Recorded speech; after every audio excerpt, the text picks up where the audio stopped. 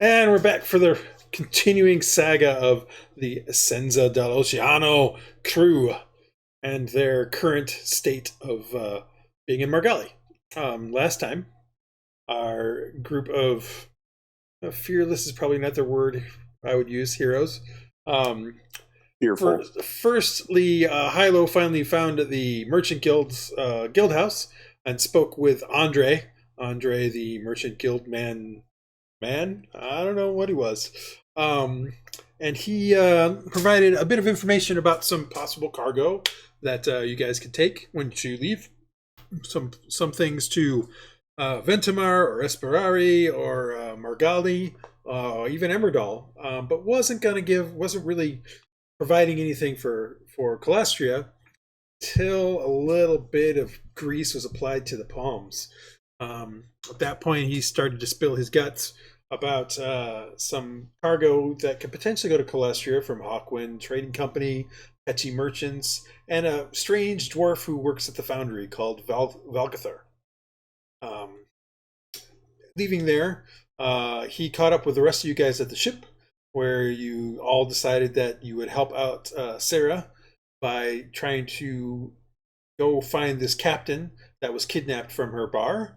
Heading back to there, you worked with Inigo to find the starting point in the Warrens. Technically, Inigo was supposed to go with you, but since I never actually talked about him the rest of the session, you left him back in the alleyway where you first discovered I wondered about that. At that point, you guys headed through the Warrens, following the Thieves' Cant markings, slowly making your way through the maze of streets to a spot where you were pretty sure you were close to where their hideout was. Looking around and climbing up some buildings, you actually found somebody who was watching from the top of buildings and tried to bluff your way in, which was mostly going well until Marcus decided that he wanted to try to cast a spell, and then it all kind of went downhill from there. Downhill only in the sense that you had to fight. With going through the fight, you guys were relatively unscathed. A little bit of harm was came in the making of this episode, but finishing that off, you found the door entry into the warehouse that they were using as their hideout, which scared the crap out of scared the crap out of Marcus and Rhux, because somebody by the name of Rhux forgot that he gave +3 to everybody. So for a while, it seemed like everybody was afraid, but they weren't. At that point, after you guys made it in through, found a table with some leather straps on it and some strange scroll on it. Reading the scroll caused everybody to get some whispering voices in their head that caused some psychic damage, but also revealed that there was some kind of ritual surgical thing that was going on that table. About that point is when Marcus finally got over his fear, and you guys all got together again before heading down the stairs, where you came to another chamber with a glowing red light spilling out of archways. Turning the corner and looking in, you saw what shouldn't be a room with 5 corners, but still was square. There's some kind of portal or something that made a 5th corner in the room that they were passing these crates into that you had previously looked in and found there was some white powder in it. And at that point, they noticed you guys and started hiding behind the crates that were there and basically called for a fight. So we'll take you there as we bring ourselves to this lovely fight that you guys are going to. I believe the initiative has already been rolled, except for Rhux, because for some reason Rhux can't roll initiative. So once that is complete... That looks like the 4th corner. Maybe if they put it on a wall that doesn't have any corners. It's hard to provide 5 dimensions in a 2-dimensional map. All right, so you're not trying hard enough. At this point in time, why is there a bunch of weird stuff on? Oh, what do you have on you, Iylis? What do I have? Strange marking on you. I don't remember providing. Do you have mage armor on? I don't think so. Ooh, and And Marcus has something weird on him. What is also on him? And same with one of my guys has something weird on him. I don't know what this is. Nope. It's weird. There's some Okay, playing your character, so. thing. Alright, love you. Let me bring this guy up and see if he's got an effect that tells me. The bystanders. Temporary effects I'm dodge. not gonna worry about it. A little bit weird. Okay, you just want cheese pizza? I guess, yeah. I don't know why he has dodge as a temporary effect. Oh, I know why. Because some of you actually applied the other I'll just Oh, right, yeah, from the last game when you were going over the other HUD. thing. And when you apply that HUD, it adds a dodge to effect to you. I think we just clicked on it at the end of the last game. Yeah. So that's why it's there. That is why it's there. It's all good. I just was confused by it. It's okay. Just very confused. All right. So we can begin this combat. So to reacquaint you with what is going on, heading down the stairs, a red glow can be seen through some open arches. The view through the arch into another storage room portrays a dizzying spectacle of nightmare. Beyond the threshold is a plain chamber with a stone floor, reached along the back wall by a geometric impossibility. A fifth corner has appeared there, and yet the shape of the room remains square. Space and time argue in this place. A precipitation of dread hangs in the air. Pale figures pass crates into the anomalous corner, and unseen hands receive the grim cargo. At that point, they shouted, and they are now sort of behind these cargo things. The icons are huge in comparison to you. Don't worry about it. They're not really that big. They're regular-sized human beings. And it is time to begin this combat. And we will start with Hylough. They look larger than life. Okay. Hylough, what would you like to do to start off this battle? I move. Is this okay? Moving around these crates? Yep. But when you get to there... Uh-oh. Yeah. Things always have a way of going bad for you. Give me a Constitution saving throw.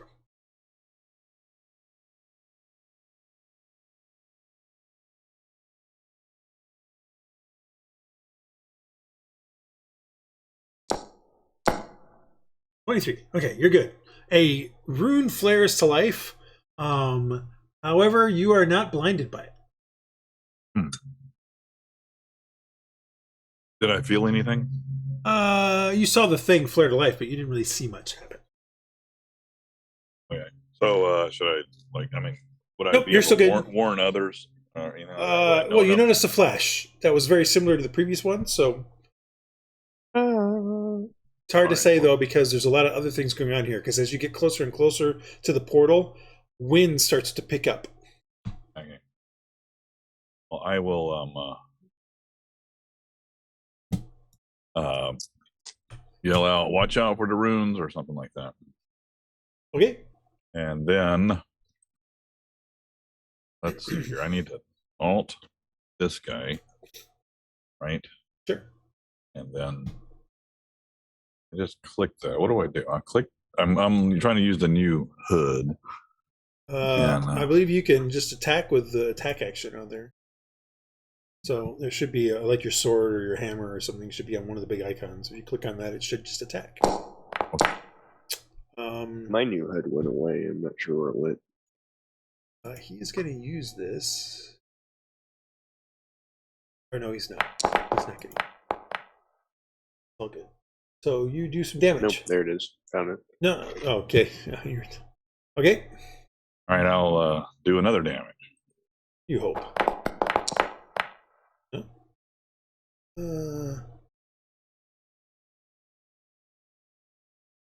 I don't remember what this ability is, and it's not telling me what it is when it actually shows it to me.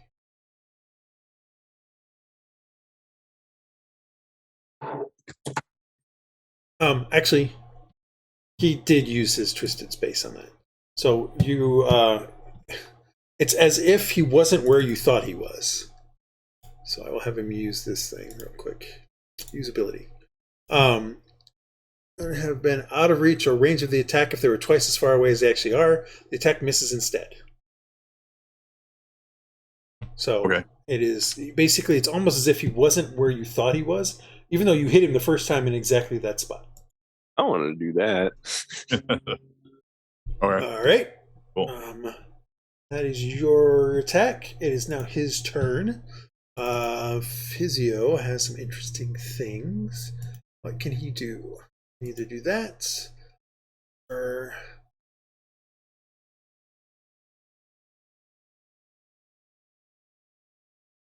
All right, so he is going to attack you with an Eldritch Blast, which I forgot to actually do the thing on. That is a 19, Hylough. Actually, you were targeted, so it does hit you, and not only does it actually hit you, it also moves you to here.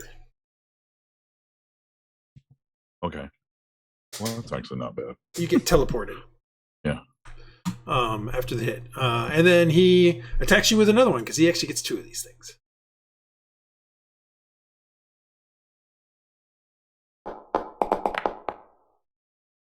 One also hits and does a lot of damage. And Hylough, you're not feeling so good. Should have done something about that before I came in here. You guys probably should have done something about that. So this guy has an ability that when he damages a target with a cantrip, which is an Eldritch Blast, it can teleport the person it hits to an unoccupied space the Warlock chooses that isn't hazardous to it, and that the Warlock can see within 10 feet of it. So that's why you teleport it this time. And then there was another thing. Oh, actually, you should have given me a Wisdom saving throw as well. Sorry. As you started your turn next to the Warlock. Ouch. Only a 6. So you're going to take 2d6 points of damage, unfortunately. That's not good. I'm going to be laying over here crumpled in the corner. He's going to take 4 points of psychic damage from these whispers. So you're almost down. All on your own now. I would suggest a second wind at some point here.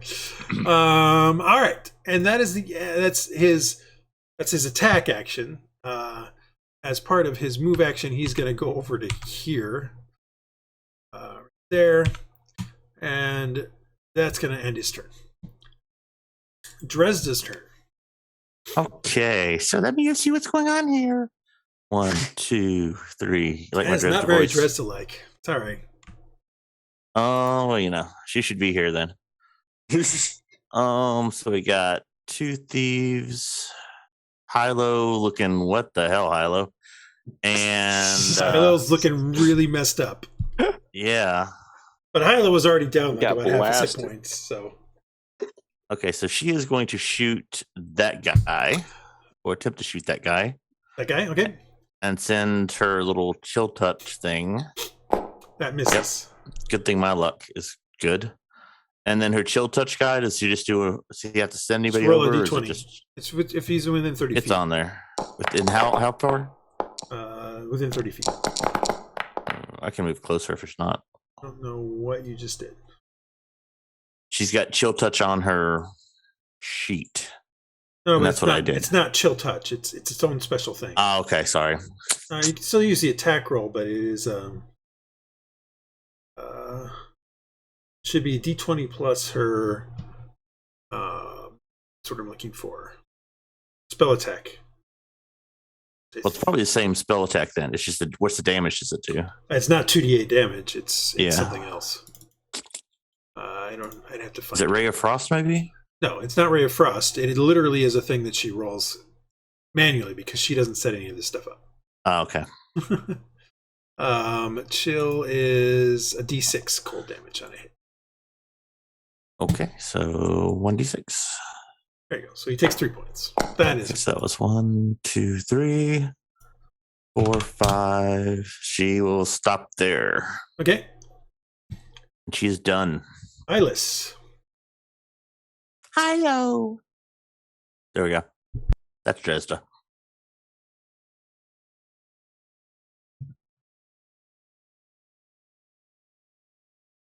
Iylis. Sorry, I was muted. I was talking. Oh, okay. Sorry.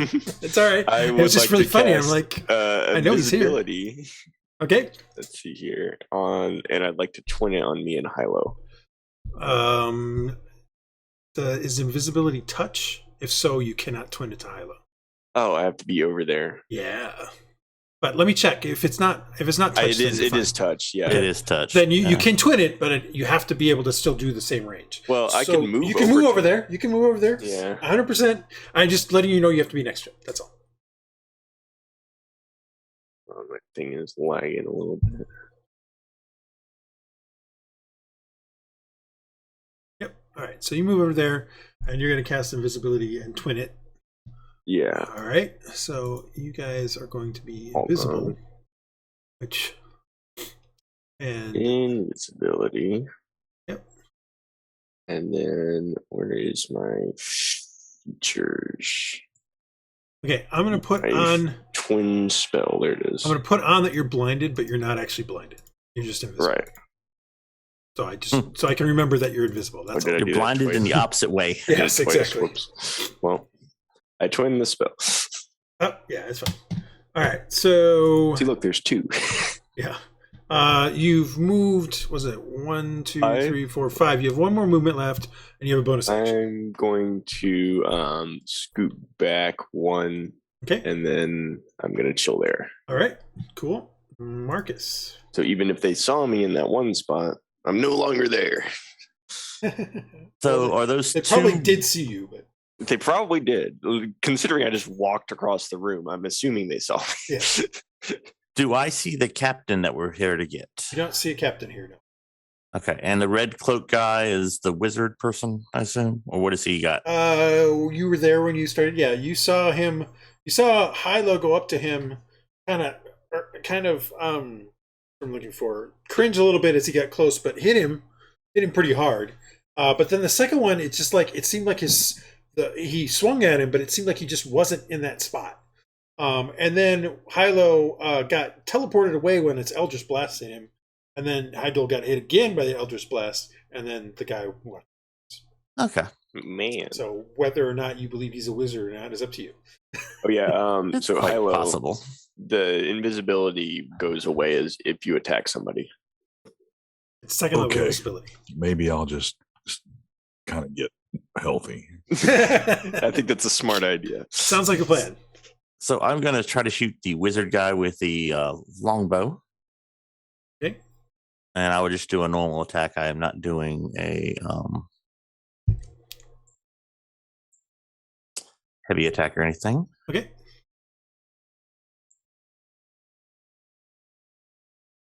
Did it roll? Yeah. 15, I missed him. Okay. Oh, yeah, you did. You missed. So there we go. And it's the dice didn't roll. And I'm going to hide with my clever action. Okay. Nobody can be seen. Okay. I am done. Yeah, I like it. All right. All right. So the scout is it? That one. He saw Iylis come in, and then he saw Iylis disappear, and not sure what he can all see here. I also saw Hylough blink from existence. Yeah, he definitely can't see Dresd'a. I need to do something real quick so I can see.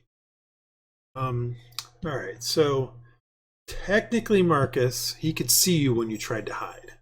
Okay. And you have a 16, however. What is his passive perception? Is that correct? Your stealth check was 16. Yeah, I rolled a 16 stealth. Yep. All right, his passive perception is 16, so he can actually just barely see you. That sucks. And he's going to shoot with his hand crossbow. Okay. Yeah. And hopefully he'll hit. Doesn't have to. I'm just saying hopefully. I'm not saying he has to hit, but he misses. You see a thing kind of whiz past your nose and slam into the wall, and you're like, whoa. He is liking where he's at behind those crates because he does get a little extra armor class for now. And so he's going to stay there. Aaron, you're up. Iylis, I did forget to mention, when you got close to Hylough, as you got closer to the portal, wind slowly was picking up, like 15, 25 miles per hour. So your cloak was like rustling and stuff like that, as if wind was not blowing from it, was as if it was blowing into it. Anyway, Aaron, you're up. Very cool. All right.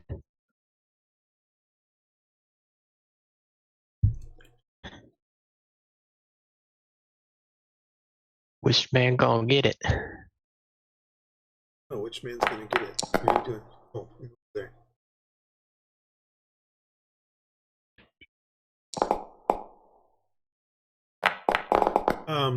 Cole, give me a Constitution saving throw before any of that happened. Oh, okay.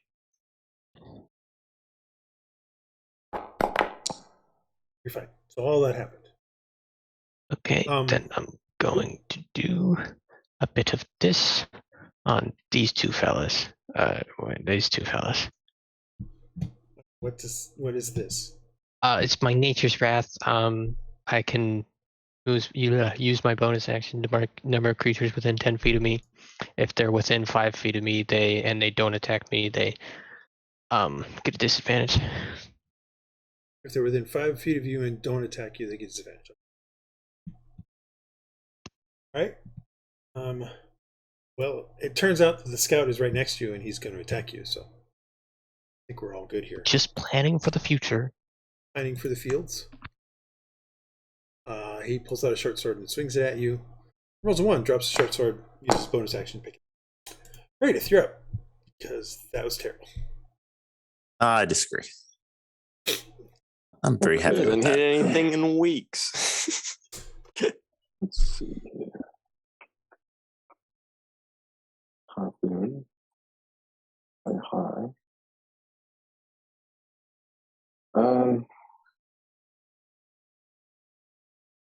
I guess I'll just attack the one that Aaron is on. With.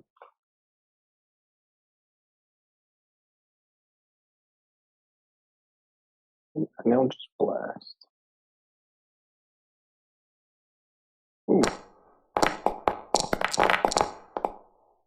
You hit pretty hard, Not bad. Pretty hard. And then I will go away. You're going to go away. All right. You're all set? Yep. Rhux. It actually goes to Rhux. There we go. Rhux. Yep.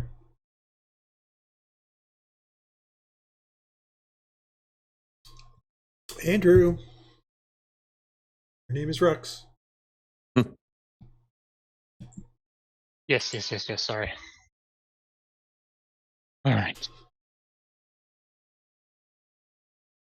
It is time to walk in and do stuff. As one does. Right. 1, 2, 3. Hylough is looking not great. Hylough is invisible. You don't see him. Well, if I were to see him, he'd be looking not great. You're correct. He'd be looking pretty bruised and banged up and bleeding. Although mostly charred from the Eldritch Blasts, but you also don't see Iylis. I see. Very curious. What do I do? 1, 2, 3, 4, 5, 6. Okay. And then I will stab this man. Okay. That is not the right button. That is the right button.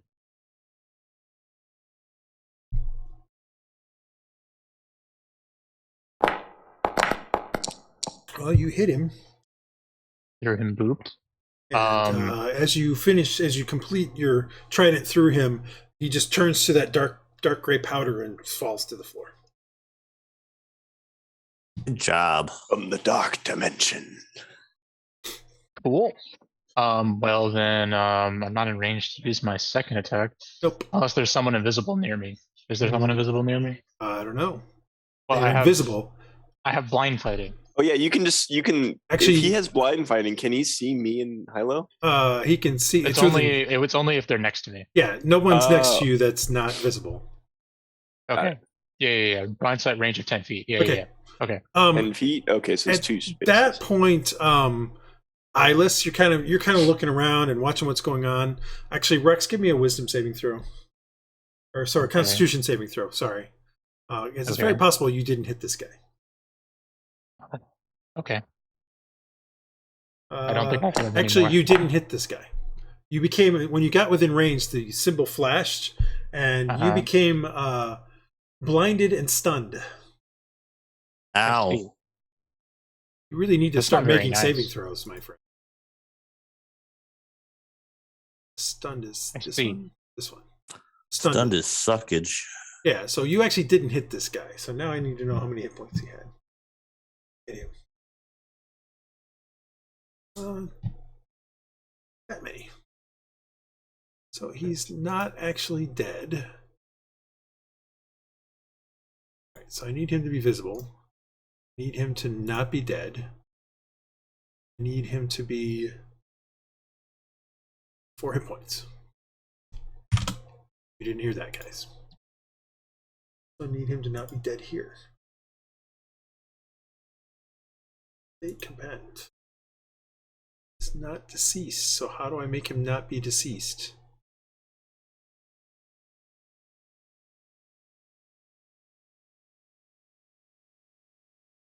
Understand how to not make him. There we go. Minus dead. Minus dead. Yes. Very nice. He was minus dead. Okay. So yes, you are currently blinded and stunned from this symbol. Well, that's really Quite stupid. inconvenient. I don't like them. That's not nice. At the end of your next turn, you can make another attempt to no longer be blinded and stunned. Okay. That being said, now we're back to that. Iylis, you kind of been looking around in your invisible form, and you notice 2 creatures start to float down from the ceiling. Oh. Now these creatures actually kind of look like this. Are they floating brain monsters? Yes, they are, with beaks. I've seen that in the DMG. So these creatures start to float down from the ceiling, and they will join the battle. That's so cool. So I will actually give them an initiative roll after I add them to them. I don't like them. They can probably see me. I'm not sure they can, actually. I'm not saying they can. I just don't remember. I have to look them up. I have to look at what they have. Those are high initiative rolls. Yeah. I mean, the fact that they don't have eyes tells me that they can see pretty well. Oh, yeah. Actually, they have blind sight 60 feet, so yes, they can see. Damn it. So we now move on to the top of the next round. Hylough, you are up first. You're currently What am invisible. I gonna do? Yeah, I'm gonna Should heal yourself somehow. Well, I mean, you still have second wind. He's got second Or not wind. second wind. Yeah, second wind, right? yeah. It's the one that heals you. So I would Well, start also have there. I have a healing potion as well, so let's see here. Well, second wind is what, a bonus action? So you can use that as your bonus action, and you can also use a potion as an action. Potion is one of those things where you can use either as an action via use an object or a bonus action. Ooh, nice roll. And I got potion from potion inventory. Potion, healing.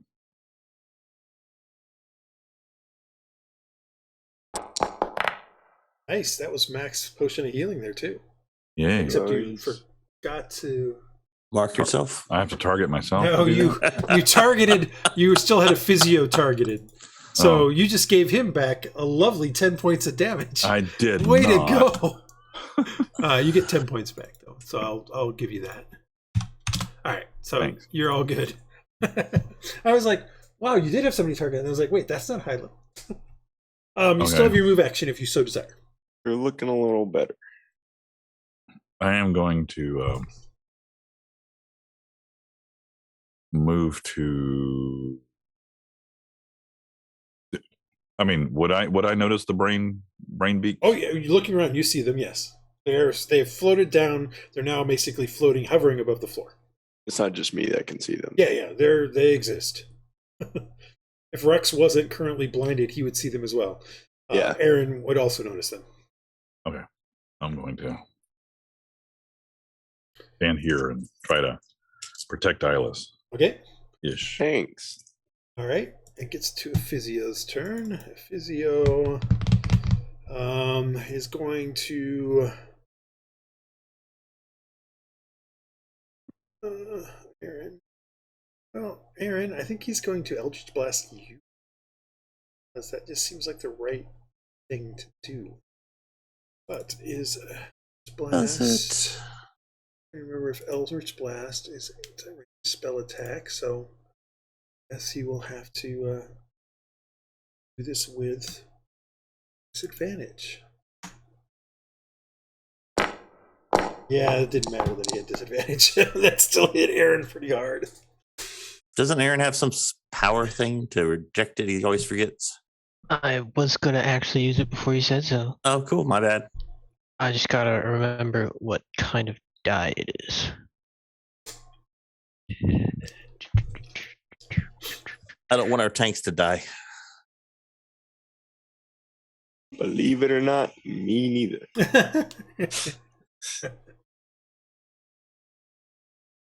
If I turn off that extra edition, how do I get it back on? This button is no longer there.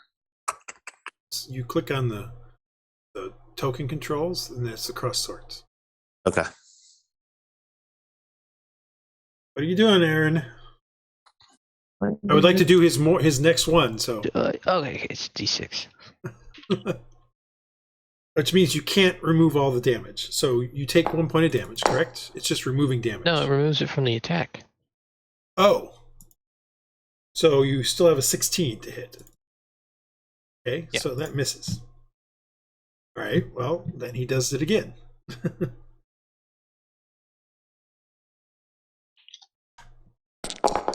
That's much better. That misses. For our side. And then, Aaron, give me a wisdom saving throw. Okay. That's intelligence. Hold on. As you're standing next to this guy, and there's these whispering voices in your head. Are not happy. I'm not Rhux. I can roll. I see. That, and he did that, and he's just that crazy. You may take an attack of opportunity if you so desire. I shall. Okay, well. All right, you're going to miss. And then he moves to basically right in the center of the magical circle. Uh-oh. That's what he does. Not good.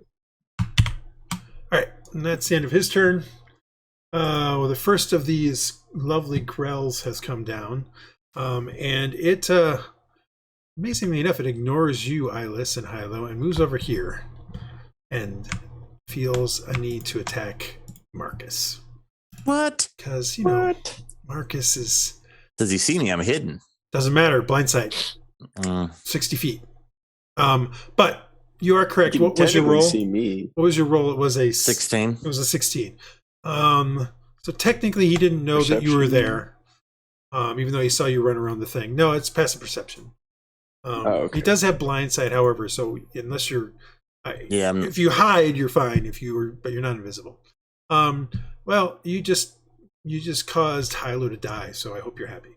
Sorry, Hylough. Oh no. You know, this is how it goes. He's got health points. He has. Good. No, he doesn't. Not enough for this. Oh well. So this thing can attack. It attacks with. Why is this thing? I forgot to do something correctly with the grell. I think. Attacks with 10 tickles. I need to check something real quick because I don't know exactly what it can do because I clearly didn't save something when it. And grell was not in the frickin' SRD because sort of stuff. 2 attacks, one with its tentacles and one with its beak. So let's start with the beak because the tentacles are more interesting. And the beak will be easier. So here goes. First things first. Make sure I've got Hylough and only Hylough targeted. Yes. First thing, he attacks with his beak.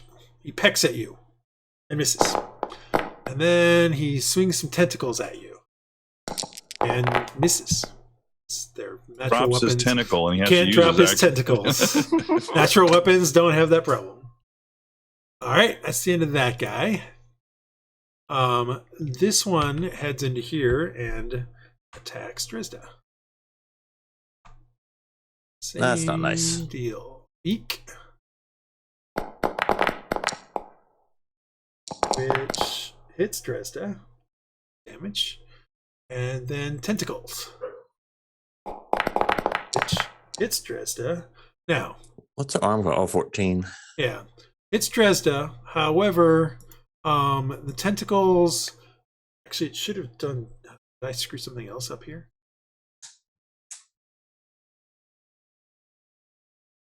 Oh my god, I spelled mod wrong in the thing, so it didn't actually roll the damage. All right, so I'm going to roll damage. It's going to be 1d10 plus 2. So she's going to take another 8 points. So I will remove that. And then she is currently grappled. Okay. Oh, actually, she needs to give me a Constitution saving throw.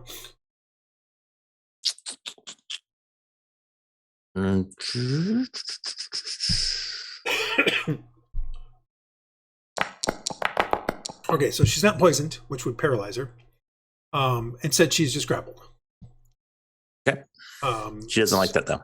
I'm not saying she does. I'm just saying that that's what the way it is. I'm not saying she does. Wait. Let's rewind all this, because I screwed something. Hang on 1 second. I got to go unlock the door for Cat. Well, I need to rewind it as well, because I had the Grell move, but it wasn't the Grell's turn. It was I had the second Grell move. That was my bad. So he's here. She is back up to full, I think. Yeah. Okay. Technically, we had already done the other Grell's turn. It is actually Dresd'a's turn.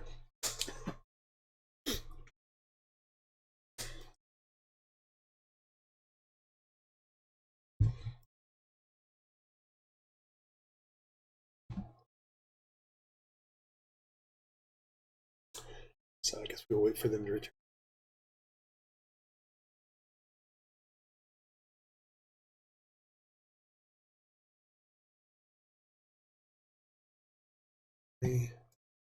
Oh, this one is still marked. I am back. Okay, it is Dresd'a's turn. Okay. So it has her grab. No, it doesn't. It doesn't. I screwed up. The Grell that attacked her is the one after her. So she is back to full health. It is her turn. Okay. So she will pop out. Oh, crap. There Right it is. into a Grell. Right to a visible Grell. Yep. She did not see that one. So she... what shall she do? She shall pull out her rapier and attack with it, her cutlass. Okay. Let's see, to her longbow, I guess object interaction puts that up, and then part of the attack does the cutlass. Is that how that's going to work? No. Okay. If you want to do both of these things, she'll have to sacrifice like her bonus action or something like that. Okay. Well, she will just drop the bow. Normally, I would say as you moved, you could have dropped the bow, but you got here and then saw it. So right, and it's so you couldn't adjacent, have moved. right? Yeah, it's not adjacent. High up. Yeah, it has come down from the ceiling. It's now hovering just slightly above the ground. Okay. So she will try to cut it. Yeah. And she probably does. That's what points to it. And then she will do that ice thing to it. How is she going to do the ice thing to it? She still has a bone. She dropped her bow. Just dropped it. With and then, what? Can't you just release an object without you losing anything? So if she wants to pull out her rapier, she can't do both of those things. That's the point. You have to sacrifice something. You can only do one object interaction. And that includes the one that is part of your attack action, pulling out the weapon. You still only get one free one. Okay, so she's got a longbow in one hand and a cutlass in the other. She just can't fire with the bow. And she doesn't have a shield, so I guess it doesn't matter. That's fine. Okay. So her bonus action, she will do the spelly thing, the frozen thing on it. Okay. I don't know what she adds, and it doesn't matter because it's a goofy little system. Okay, and wow. Does she have a disengage in this guy? And she's in the thief mode. Corsair is... She's in the archer mode, I guess. No, she has Corsair. She has 2. Okay. But I don't know if she gets... I know she gets like... Nope, she does. but I don't know if she used it last time because she only gets 2 uses of it between until she has to take a short. She only gets 2 uses of it until some kind of rest. So I don't think she used anything last time, unless it's a sneak attack. She tried to sneak attack. No, the sneak attack you get 1 of no matter what. Okay. But I don't remember if she dashed with the bonus action. I don't think she did. So she's got 2 of those. Okay, she will do that disengage. No, she won't because you use Chill Guy, which is a bonus action. Oh, that's true. Never mind then. So she will continue to. If she wishes to continue to move, she can because she still has movement points. But she can't disengage. Okay, she will go there. Okay, cool. All right. All right, now it's that girl's turn, and now it's going to do what it's going to try to do last time, which was attack. They look so much cuter as little models. Okay, so she hits with a bite, which she did last time as well. In fact, exactly the same amount of damage, crazily enough. And now she gets a miss. That one misses. There we go. She drops her tentacles. Yeah. Again, natural weapons. Doesn't work on it, guys. You guys seriously need to figure that out. On the floor. And then it moves, I would say that their tentacles get tangled up and they then have to spend their action next turn untangling them. It moves to there. That's it. Iylis, you're up. I think that's only fair. If you guys roll a 1 on an unarmed strike, does that mean your fist falls off and you have to spend a round putting it back on? No, but maybe my arm gets caught in my other arm and then I have to spend time getting it out. It's funnier that way, I gotta admit. It would also be funnier that way. Yeah, probably. But it is currently Iylis' turn. I'm going to magic missile. And become visible. Yeah. You want to? Okay. As well as... Actually, so if I move away right now, does that provoke an opportunity attack? Yes, because it can see you. Yeah, right. So it doesn't really matter. Unless you wish to use your ability. I thought I used that earlier. I thought you got it more than once. You did use it last time, but I thought you got it more than once. How many times do I get it? Use a bonus action on your turn to cause whirling gusts of elemental air to briefly surround you immediately before or after you cast a spell. Doesn't say that there's any limit. There is not. I mean, clearly you have to be able to cast a spell of first level or higher. So if you only have 1 spell slot left, you can only do it 1 more time. But I think it's just limited by the number of spell slots. I will. Okay. Well, then I will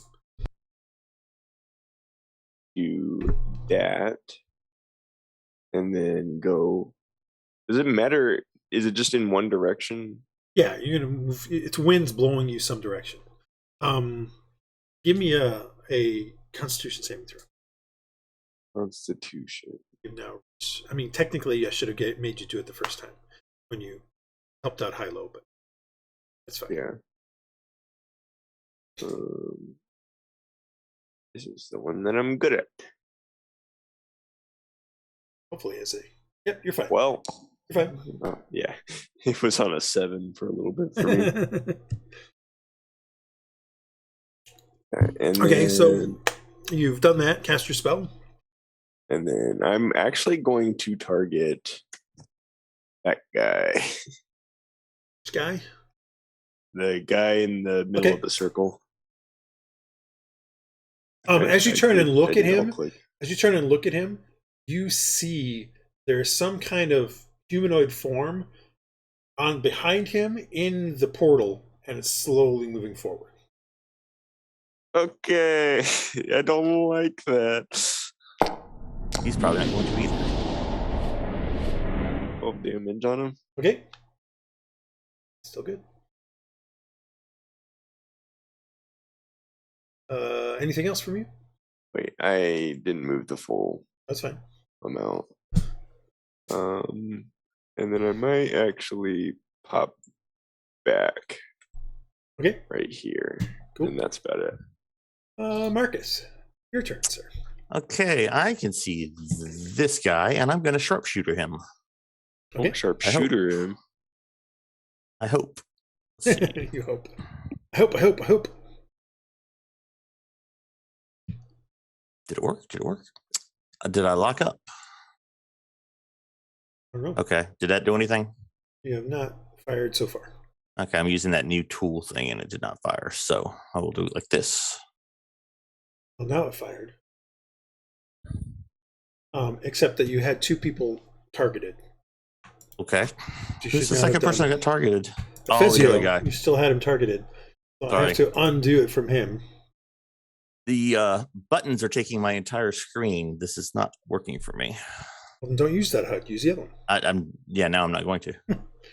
Maybe you don't play on a laptop. Get a big monitor. No, it is on a monitor. It's just I was scrolled in to see the cool little monster things. Gotcha. I understand. Anyway, and I get a sneak attack damage for D6 for yes, that. you do. And I want to do a make him scared of me. With I didn't think I'd actually hit, so I didn't. No, it's all good. I was just trying to see if he actually had the ability to be scared. We'll find out here. Menacing attack. Okay, give me. So it's a D8 of more damage, and then he's got to roll a save.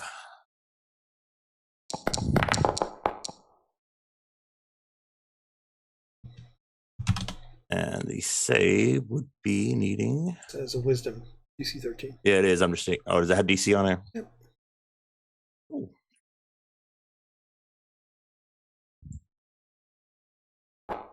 He's scared of me. Ha! Okay. Anyway, now I'm scared of him because I'm going to hide. Scared he's going to run away. Actually, and hit me. it had already done the saving throw anyway, so. Oh, okay. Said that it had gotten a 2.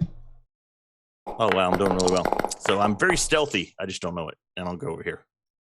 Okay. I'm done. All right, this guy here. See Hylough. Be right back. I'm going to go get Cat. He She does just see got here. Iylis because Iylis is no longer visible. Very true. So he's going to shoot Iylis. Try only have Iylis selected here, and then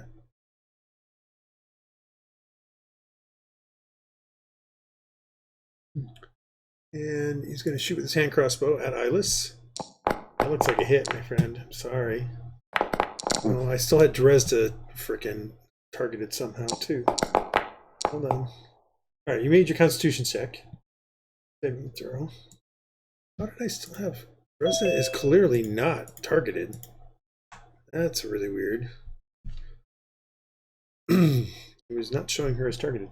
Anyway, you make your saving throw, so you're good there. That's his turn. He's not going to do anything else. Aaron, you're up. All right. Let's do this.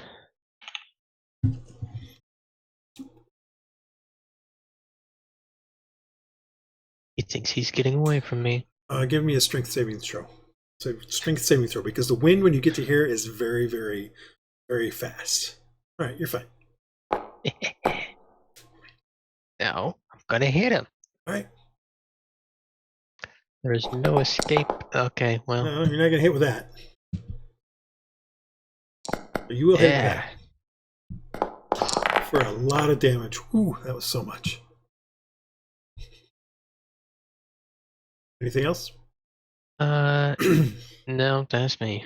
All right. This scout attacks you with a +2 because you've given him a lovely, lovely attack there. So this is going to be 2 higher than what it was, which doesn't matter. He's still going to hit you. That's 25 to hit, by the way. So Not for long.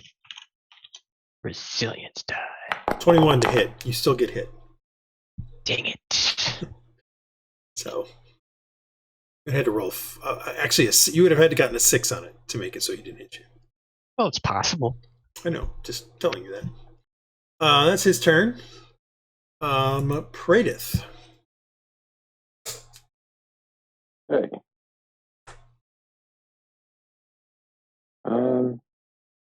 I'm just gonna do it again. Coming down to there, you notice the grells. Yeah. Trying to decide if I want to finish off the other dude, the dude I hit last time, or attack one of these grells.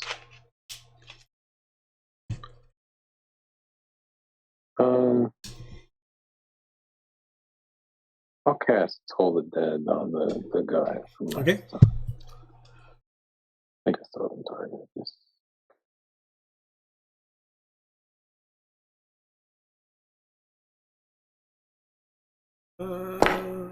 He fails.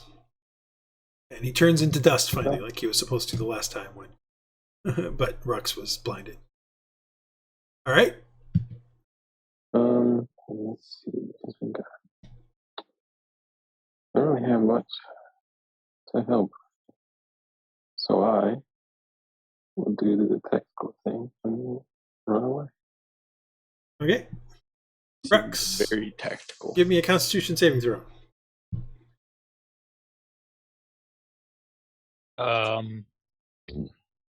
Well, I feel like I can't do much. No, give me a Constitution saving throw. blind? Yeah. This is the end of your turn. You get a Constitution saving throw.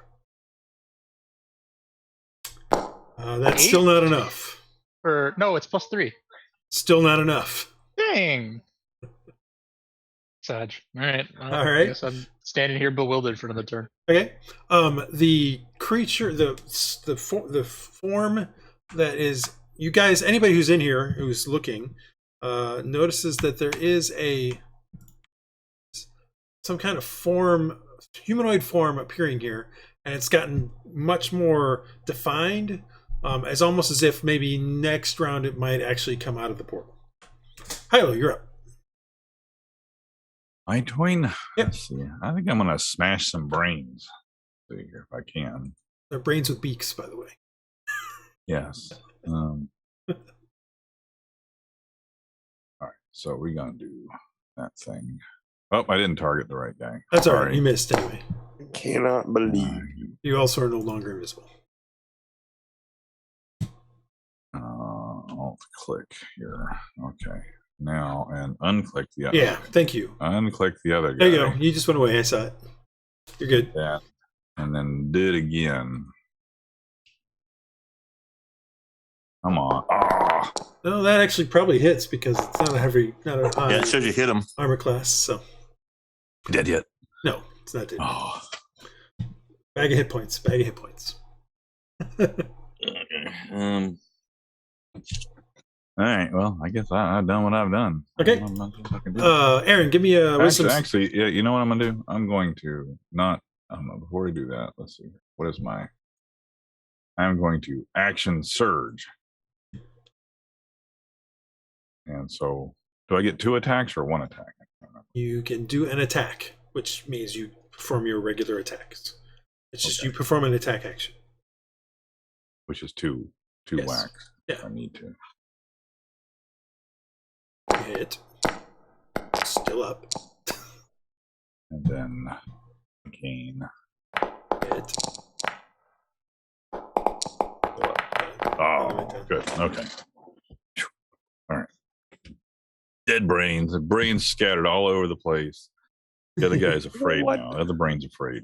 No, Whoa. the other brain was mostly just afraid of. Actually, that was the one that was afraid of. Yeah, of course. I made him afraid, and naturally he's gonna die. And naturally, immediately dies. Any cool special All right. effect I do automatically. Aaron, please give me a wisdom saving throw.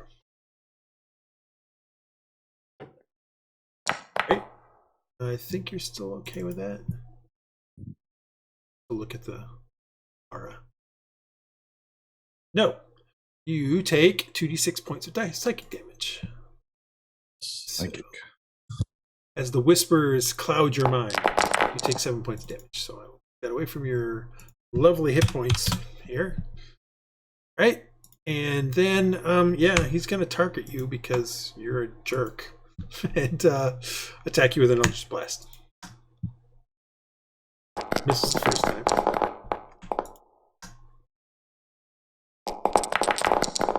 Hits the second time. Does he now? How many of those do you have? Because you've used it three or four times now, and I know it's not a. I know it's not a an infinite feature. So I have 2 left. okay.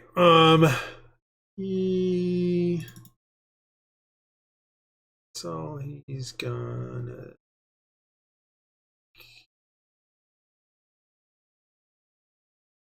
Actually, that was kind of dumb. These things. Definitely should.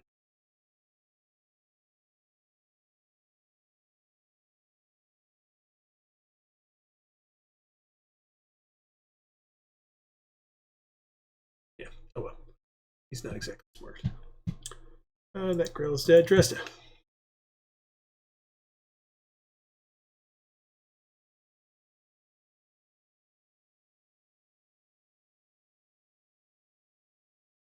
Dresd'a? Hey, okay. So John said he has my cutlass in one hand and my bow in the other? Yep. Okay, I'm going to use bonus action to disengage. That will be your second of the battle. Second what? I didn't get to use the Oh, other no, you one. didn't get to use it. You only get Okay. 2 of those bonus action things with Corsair before you have to have a short or a Yes. long rest. Just a reminder. Yes. Okay. But yeah, you didn't get a chance to use it because you used Chill Touch Guy.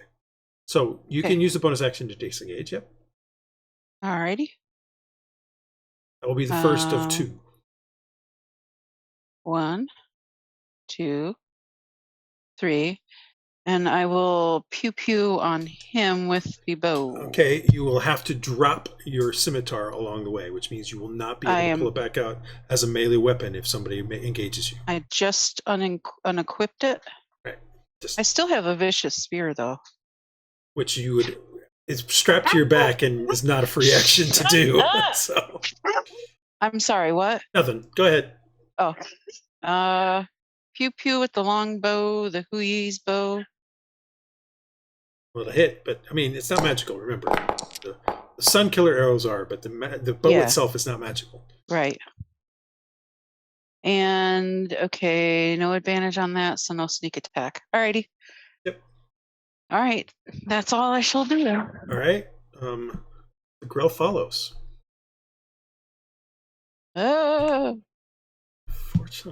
this is not good for you. First thing it does is it tries to bite you. Does Rhux get an opportunity attack, or is Rhux he is blind and stunned. Okay. Why did it just roll that twice? Anyway, you take some damage from the bite, and then it tries to grab you with its tentacles. No, don't grab me. Did you already take it off? Yeah, it automatically does. So,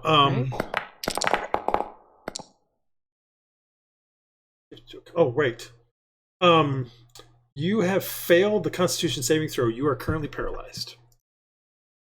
I didn't roll a con saving throw. It automatically does it for you. Okay. So you are currently paralyzed. I just have to find the paralyzed button. Petrified. Paralyzed. Did it take off for both those beak attacks? No, there was only one beak attack on the side that I'm seeing. Oh, okay. The second one was the grapple beak attack with the legs, which also does damage. Gotcha. So there was 2 sets of damage there. The second one grapples her, but also paralyzed her from the poison, which will not be so good for Dresd'a. That being said, you can repeat the saving throw at the end of your next turn to become unparalyzed. That's the end of the Grell's turn. Iylis. I have a question about that. Sure. I'm paralyzed, but my minor spirit isn't. Is that correct? If you are paralyzed, you can't take any action. That's the whole point. Well, it's not even a bonus, like command them. No, I mean, so I can still speak. You can't speak when you're paralyzed. Oh, okay. All of your muscles are locked up. Except my mind. A paralyzed creature is incapacitated. Incapacitated means you can't do anything. Can't take actions or reactions. Okay. And can't move or speak. So, but it is now Iylis' turn. Yeah, it does kind of suck. Iylis, you're up. I'm thinking about what to do. You see you see over in that corner that Dresd'a is grappled, or it's the Grell has Dresd'a wrapped around. Tentacles wrapped around Dresd'a.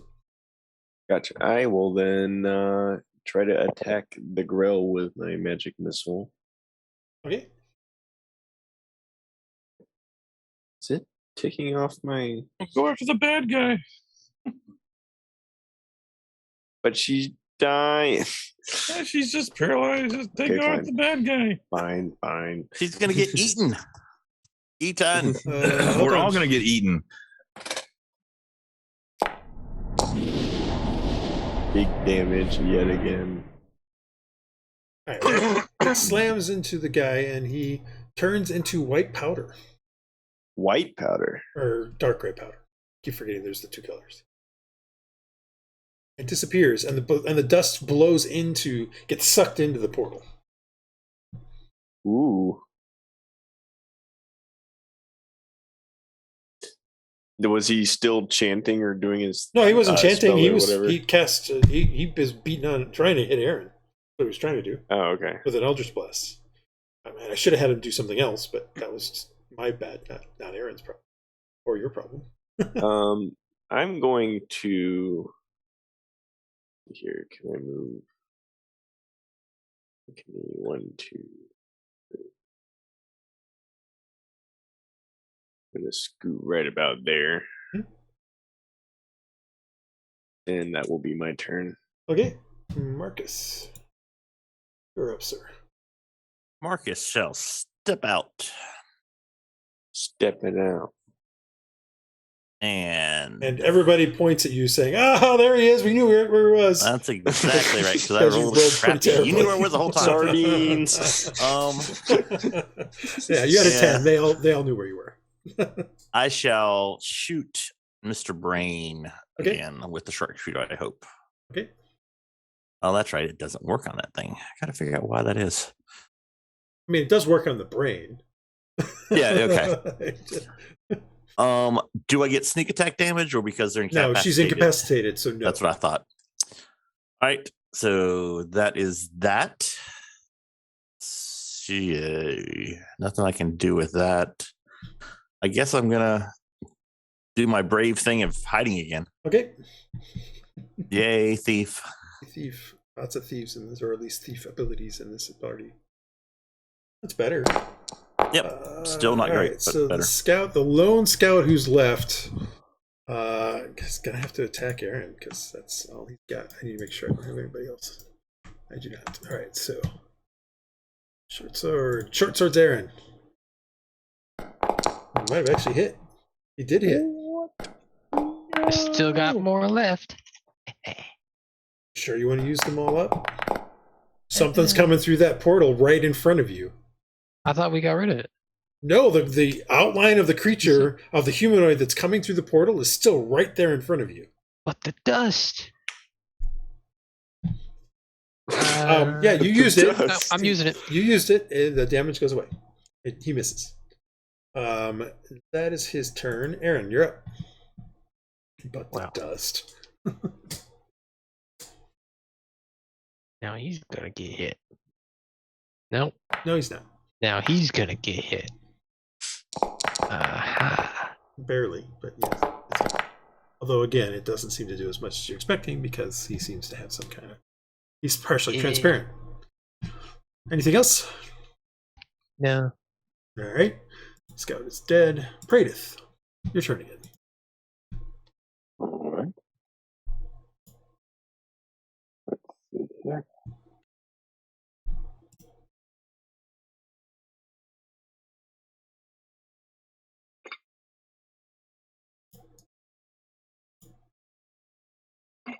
I will attack Grell here. Dresd'a.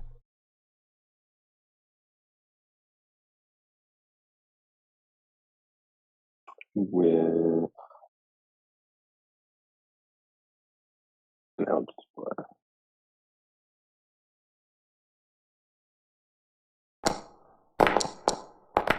Hits. Get another blast as well. So I'm gonna use it on both on the same one. Okay.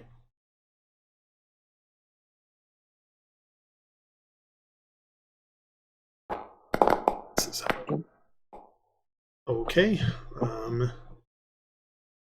What else are you doing? Oh, Chris. You there? Yes. Okay. Rhux, give me that lovely Constitution saving throw that you're doing so well with.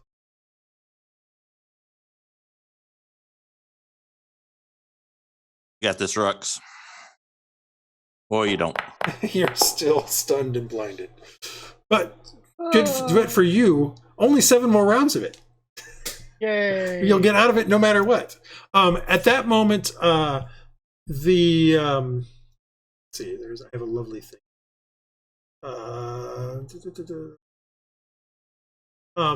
The outline of the humanoid steps through the portal and into the room. As it arrives, its shape transforms and a twisted creature appears.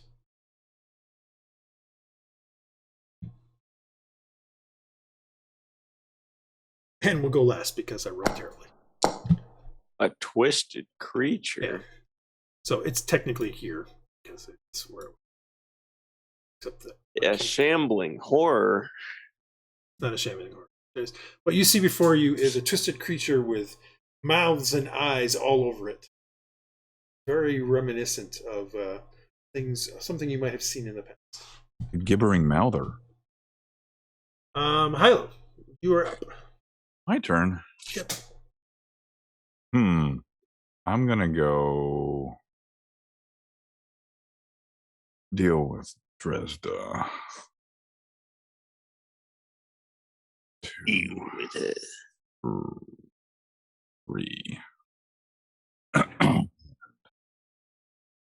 Try to dispatch this thing.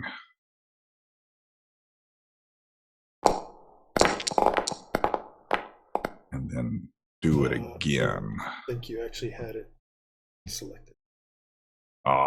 Sorry. Alt, click. There we go.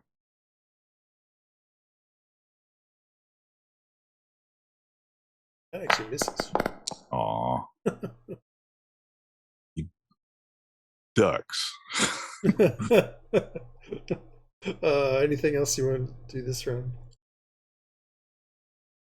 No. Well, I'm gonna kick Rhux. Wake up, dude.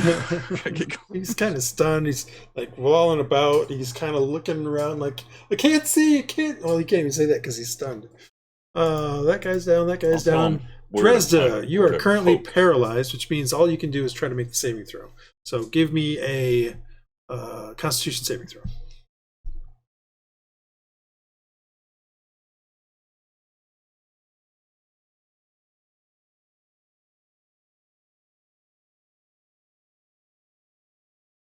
So I've got to do a con saving throw? Yes. Normal, no advantage or anything? Correct. Fortunately, you fail it, so you are still paralyzed.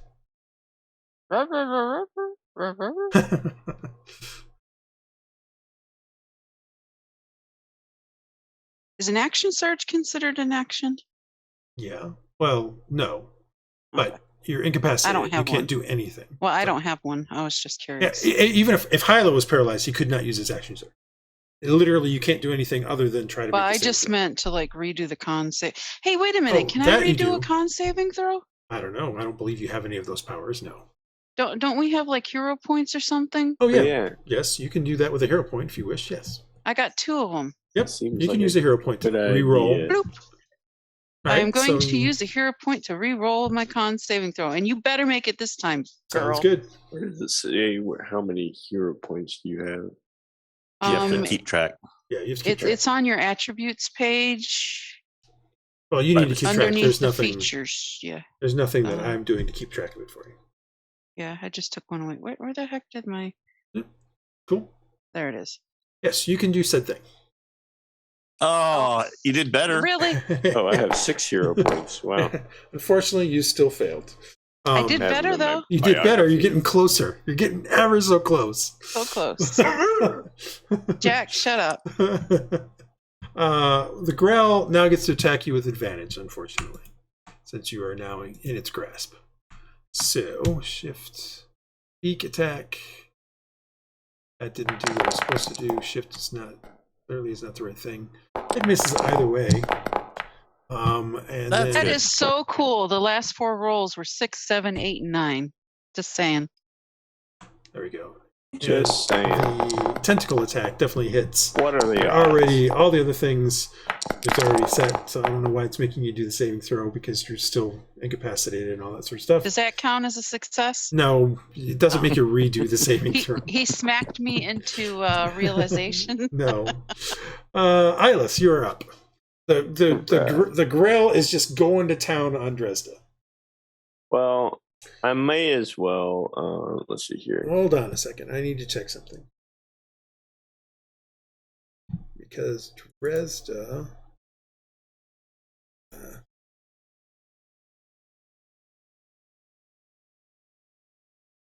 why is it only giving you half damage? Damage type is not cold. It is piercing. It says it's piercing. There's something else that is on that I don't know about. Let me see. Paralyzed. Dresd'a's player's raging, so she only takes half damage. Not raging. Dresd'a's player's raging. Like, it's very possible she should be down now because of all the damage I've done to her if it's been cutting it in half every time. So now I have to go back up and see if it's always been cutting it in half. I think you've actually only hit her 3 times. Your beak's missed a bunch. Yeah, it's weird. It didn't cut it in half. Oh! I know what happened. Yeah, it screwed up this particular thing because it's dumb. It's been working correctly. It's just that she should have 4 more points of damage. When the system thinks that if you make a saving throw during of any sort, it does half damage, but that's not true in this case. The saving throw is for whether or not you become poisoned and paralyzed, not for half damage. You're taking the damage. So the system is just dumb. But she disappeared, didn't she? I might have accidentally just deleted her from the system. No, I didn't delete her permanently. I just removed her from. I'm hiding. I just removed her from. Much better than I'm doing. There we go. Now she's back. I just accidentally removed her from. That's all. Iylis, you are up, however. Okay, yeah, I was just figuring out that I actually do have 6 font of magic points right now because it's equal to my level. Yes, it should be equal to your level. Yeah. So I have a little bit more room to do more twin spells. I want to. Let's see here. I kind of want to twin frostbite.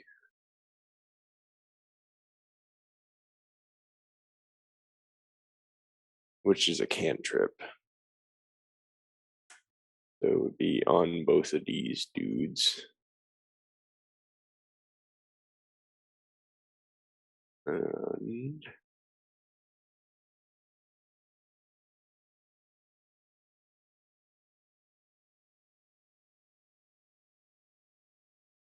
so a frostbite. The one creature succeeds, the Grell fails. The Grell took some damage, the other one did. All right, so the Grell is going to have disadvantage on its next attack. Okay, not expecting it to survive the round, but okay. Okay, well, just in case. Yeah, no, that's all good. I know. Which all that means is that it'll get normal attack rolls on Dresd'a if it's still there. That so it's in the thing. Yep, cool. And I am good to go. Okay, Marcus, you're up. Marcus comes around the corner and shoots the drill. Hopefully.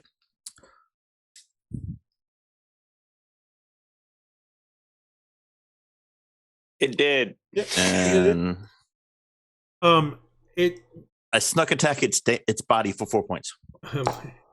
It drops to the ground, and so does Dresd'a. Dresd'a drops too, and then stays stuck because she's still paralyzed. That didn't change. Rhux, go towards the light. We need you here. And I give him Bardic Inspiration. Okay. Because I'd forgotten to until now. And now I will. Does your Bardic Inspiration work on saving throws? I believe it does. Isn't it every roll? It's not every roll. That's a very specific thing. We know that. Yeah. But it might. I'm just asking the question. Ability check, attack roll, or saving throw. Okay, an ability. Okay, as long as it says saving throw, because ability check is different from saving throw. All right, so I get advantage. 1d6. No, you get 1d6 extra. You get some extra dice. All right. Anything else? That's it. No, you don't get a Constitution saving throw right now, Rhux. I thought it was my turn. No, it's not your turn. My bad. I apologize. Anyway, I had the turns messed up in my head. It is Marcus's turn. He gave you Bardic Inspiration. Believe it or not, when it gets to your turn, you can use it. I thought it was my turn. And if you look at the list, you can see where it is. There's a whole list. Where it is.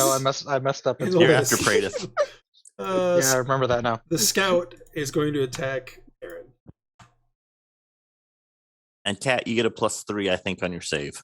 We were no, she doesn't because Rhux is incapacitated. Oh, okay. Yeah, well, hopefully Rhux is stunned. Positive, yeah. Mark, you get hit, Aaron. Would you like to avoid that hit? Or at least try to? No. Okay. Giving you your chance. That's all that guy does. It is now your turn, Aaron. Okay.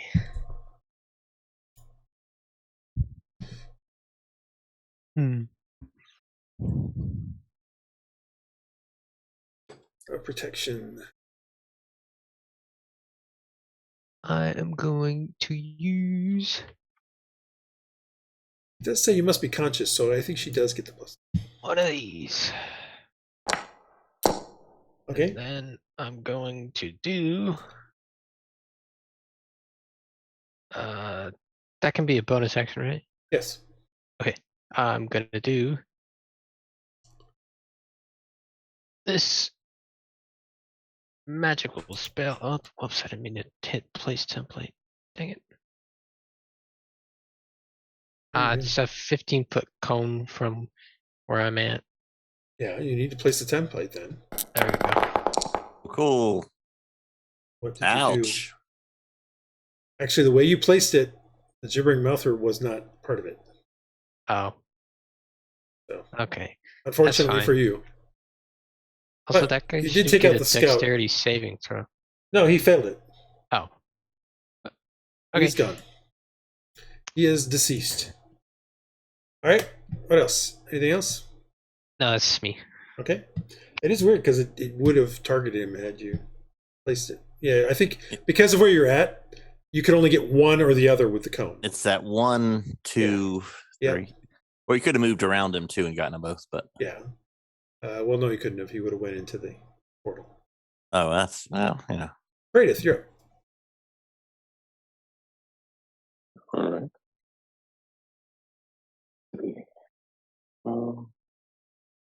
Get over here. That guy looks mean.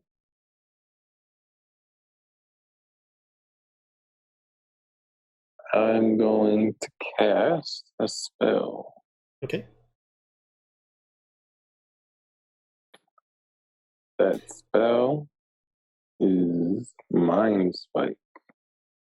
Okay. Spike of the mind. I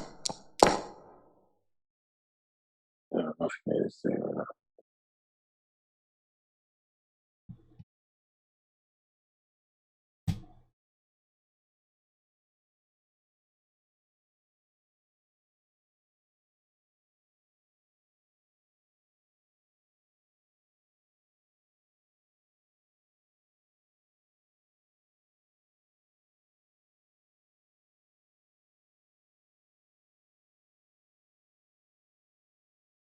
All right.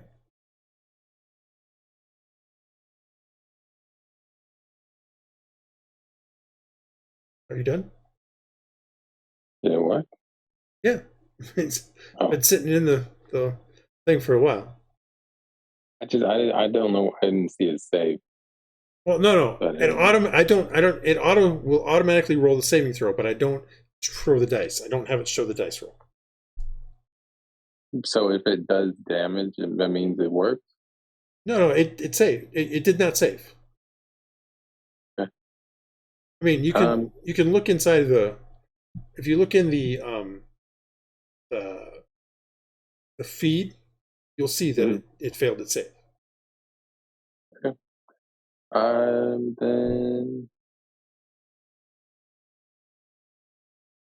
Yeah, that's it. Oh, I'm gonna scoot back. Actually, it doesn't fail to save in the feed. Just gets damage. Assuming if it does damage, I guess maybe it fail to save. I don't know. Yeah, that's what. Showed that in the feed. I guess not. More mystery. Not make it saving throw. It was supposed to be set up that way, so it would really show you the result. Anyway, you're done? Yes, I'm done. Okay. Rhux, make a saving throw. And you can actually add a d6 to it. I'm gonna roll another one like I did last. That's not. That would be funny. No, it wouldn't.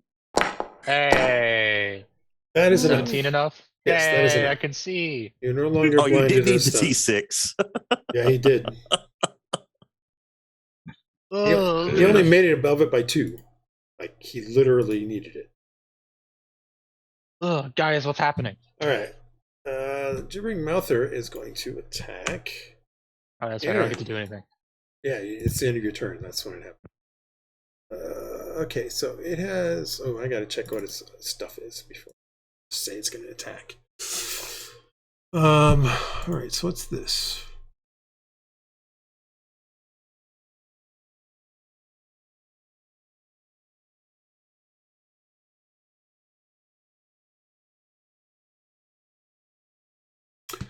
Ooh, I think it might do this first.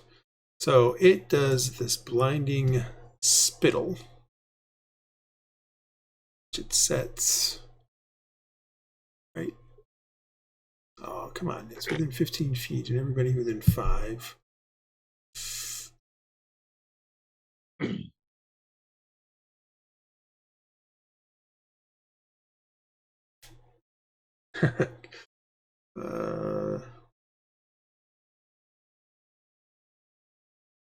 It's going to do it right here. All right, the two of you need to give me, well, I'm going to do your saving throws. No, not Rhux. Rhux, you failed, and you're again blinded. No. But you're not stunned. See. You're just blinded. But what am I? Am I Hylough, okay? you succeeded, so you're fine. Actually, didn't give him his +3. His roll's an 8. He's a -1 to a 7. I don't know if a 10 would make it or not, but no, 10 doesn't make it either. Okay. I don't know that, like, he does not get the +3, by the way, guys. Oh, doesn't he? It's an aura courage for other people, not not for him. They're all those stupid paladins. Yeah. Too many of them. No, that's the way it is for left? all paladin auras. They don't get the ability. They provide it to others. Okay, then I've been playing it wrong this whole time. Yeah, aura protection is. I thought there were No, certain it does say auras whatever that- you, but makes a saving throw. Yeah, when I was playing my paladin, I thought he could do himself and other people with most of his bonuses. There was like one that he couldn't do 10 himself. is still not enough, but. So I'm not in the initiative anymore. Oh, probably because it's you already did your turn, but probably because I accidentally deleted you. Yeah. You were between I the had two. a 17. Yeah, you were between the two growls. Is where you. Yeah. Before Iylis.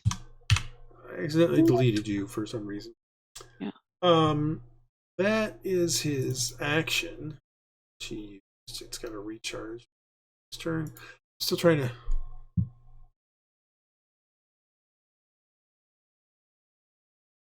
And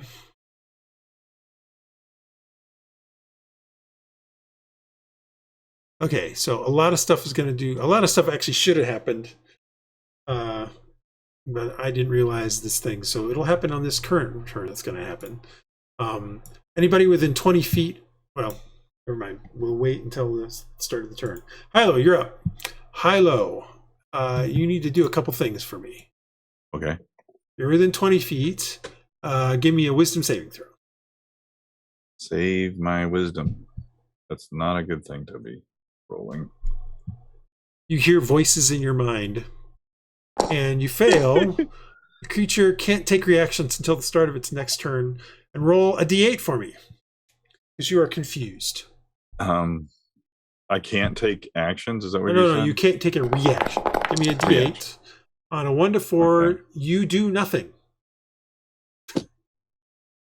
Um, On a 1 to 4, the creature does nothing. On 5 or 6, the creature takes no action or bonus action and uses all of its movement to move in a random direction. On a 7 or 8, the creature makes a melee attack against a randomly determined creature. So I'm the creature. Okay. You do nothing. Okay. So yeah, that's the end of your turn. Well, I really kind of just sort of wanted to wait until he came out of the circle anyway. Yeah. But okay. Yeah, unfortunately, because you've failed that confusion saving throw, you do nothing. Dresd'a, you are currently also within 20 feet. However, you're still paralyzed, so we'll deal with that first. Okay, so con saving throw. Yes. I have low hopes for me. You are +3 though. Yes. Am I? Yes, you do get a +3 cool. because Rhux is within 10. I think he's within 10. Yeah, he's. Yeah.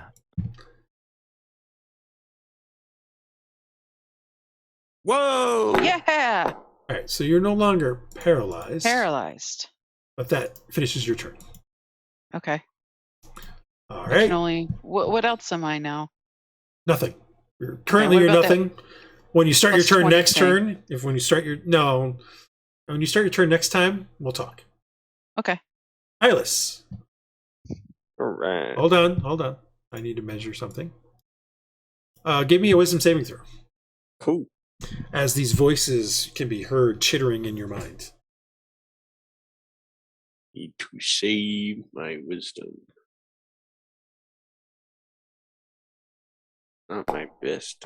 All right, you succeed. You can do Cool. your turn as normal.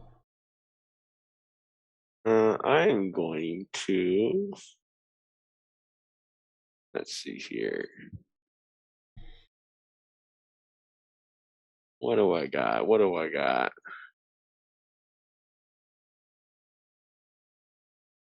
Nothing good. Nothing good.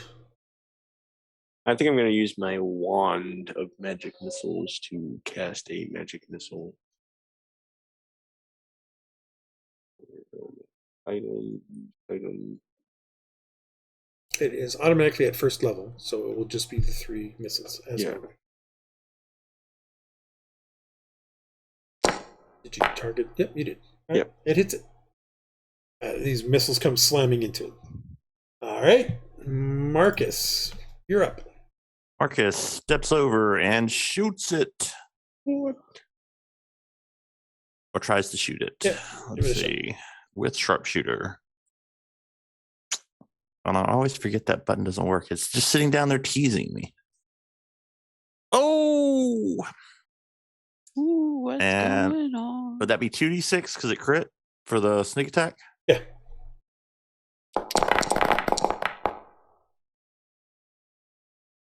Do I do that? Awesome. Then I step back. Okay. I don't like the looks of that. And hide. Aaron, you need to give me 2 saving throws. First, you need to give me a strength saving throw. Which means you're at 1, which means you failed it. Your speed is now 0 until the start of your next turn. And now give me a wisdom saving throw. 12 is enough, so you can actually take the rest of your turn. You can't move, but as you're kind of wiggling on this ground. All right. I am going to do another one of these.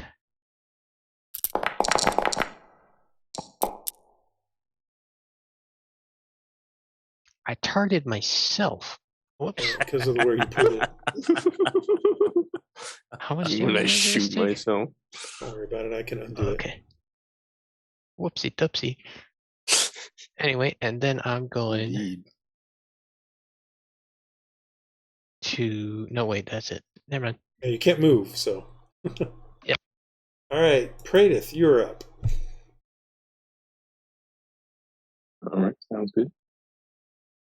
Praedyth will step up. And with great courage, stab.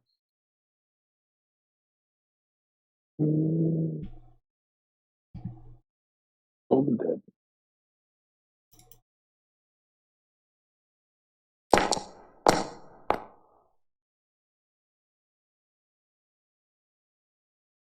It succeeds. No. It succeeds. So nothing happens. All right, nothing happens there.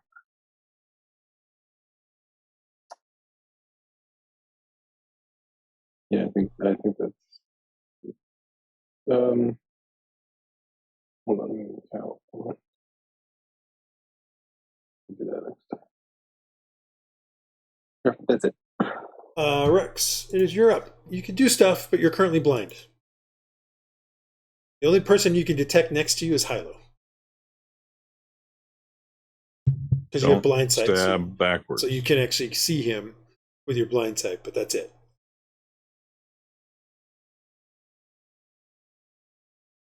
You're also muted. I know I'm muted. I have to save at the end, right? Yeah, you save at the end, so you have to take this turn as while being blind. And if I try to walk, I have to roll a D4? Or D8 to determine the direction you go in. Yeah.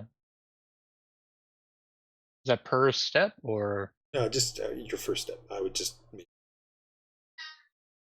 One will be to the north, so just keep that.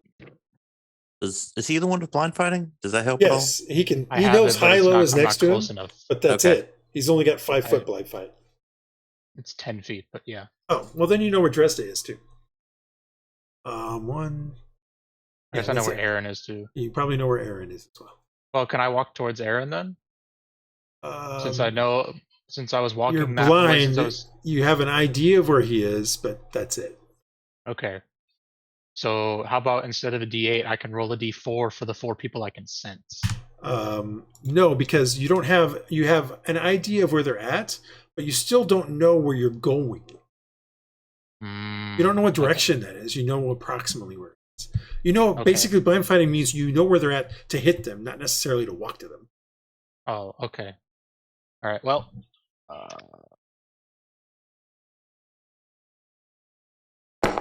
got 3. 1, 2, 3. So you're gonna head this. Oops, you're gonna head this direction. All right. So now, can I sense this ugly thing? Sure. I'm gonna stab it because it's ugly. Bonus action, real quick, because I forgot to do this earlier. But I've been, having issues, so I can't see anyway. All right. Stab the thing. I did not. Is there a wind issue at this point? Does that hit the thing? I didn't select it. Forgot to select it. Yes, it hits it. Actually, yeah. Before you do that at all, give me a strength saving throw. Oh. Okay. Been going well for me so far.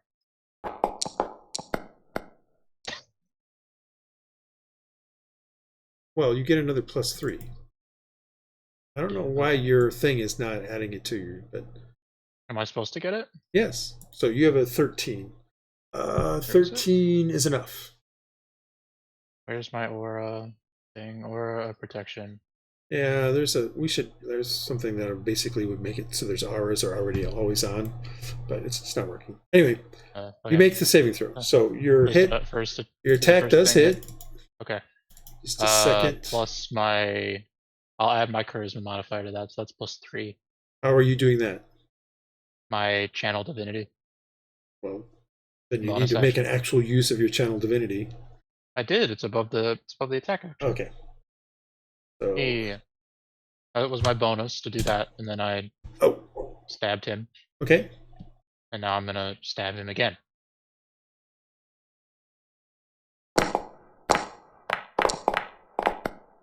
And not apply it this time because I can only apply it once. Yeah. Oh, it's dead. Check something, because you may have actually done something that you weren't allowed to do. Oh. In fact, you did. Back things What am I up. not allowed- You what am I not allowed you to didn't do? give me the wisdom saving throw to start the round. You were within 20 feet. Oh, okay. Sure. That's fine. I'll just save this one too. Alright. Okay. So now everything can be applied. Alright, I'm over here now. Yes, that's fine. You didn't. Yeah, you have to make that saving throw, and I'm checking one more thing. Because when you got within 10 feet. Okay, that is about when you started in that radius. So, yep, he goes down. Alright, I'm now going to Turns save into for blindness. dust. What do I need to save for that? That's Wisdom. awesome. Constitution. Sorry. Hey. All you need to do is see the light. That's enough. Hey, Let's go. I did all that blind. Imagine if I had real eyes. Oops, wrong thing. Trying to hit your blindness. Turn that off. All right, so that ends the combat. What are you guys doing now? Does the need to be portal right back real close? quick. That'll be The portal fine. does not so- close. The portal is still open. Rhux wakes up and saves the day. Is that what happens? I would say he saves the day. It turns out the armor class on a Jimmy Mouther is fucking weak. Well, 9 is terrible. it was one And- against a bunch of us, but yeah. And also, I didn't. There was an entire round where you guys didn't have to do the wisdom saving throws, which you should have had to do, because you were all within 20 feet, and that would have probably changed a lot, actually. But it's only like a 12 or something like that, so it wasn't terribly hard to get past. But still, somebody, for instance, Hylough missed it. So, but anyway, no, the portal is still open. Huh. Two Is of there you a that are door? standing there. Skulls The at two the of you that base are of it? standing there Alex are Rhux, what is going on there?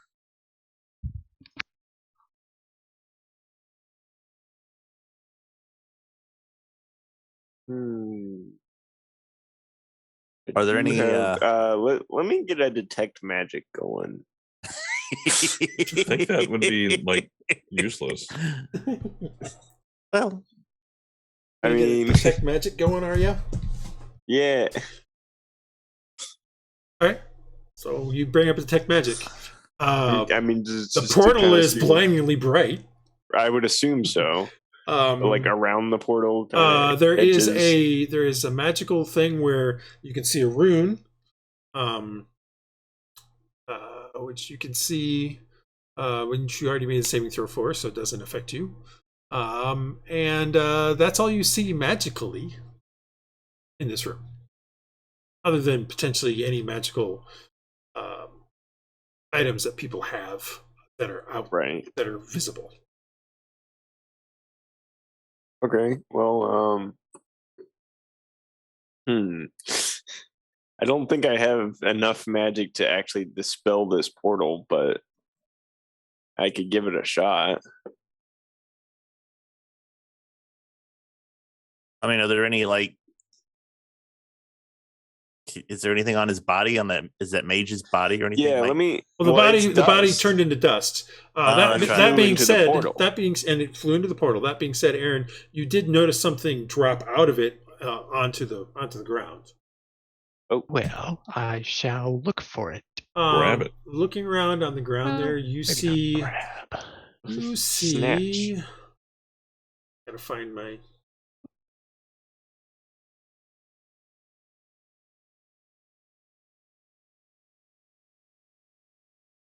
This was literally just reading it.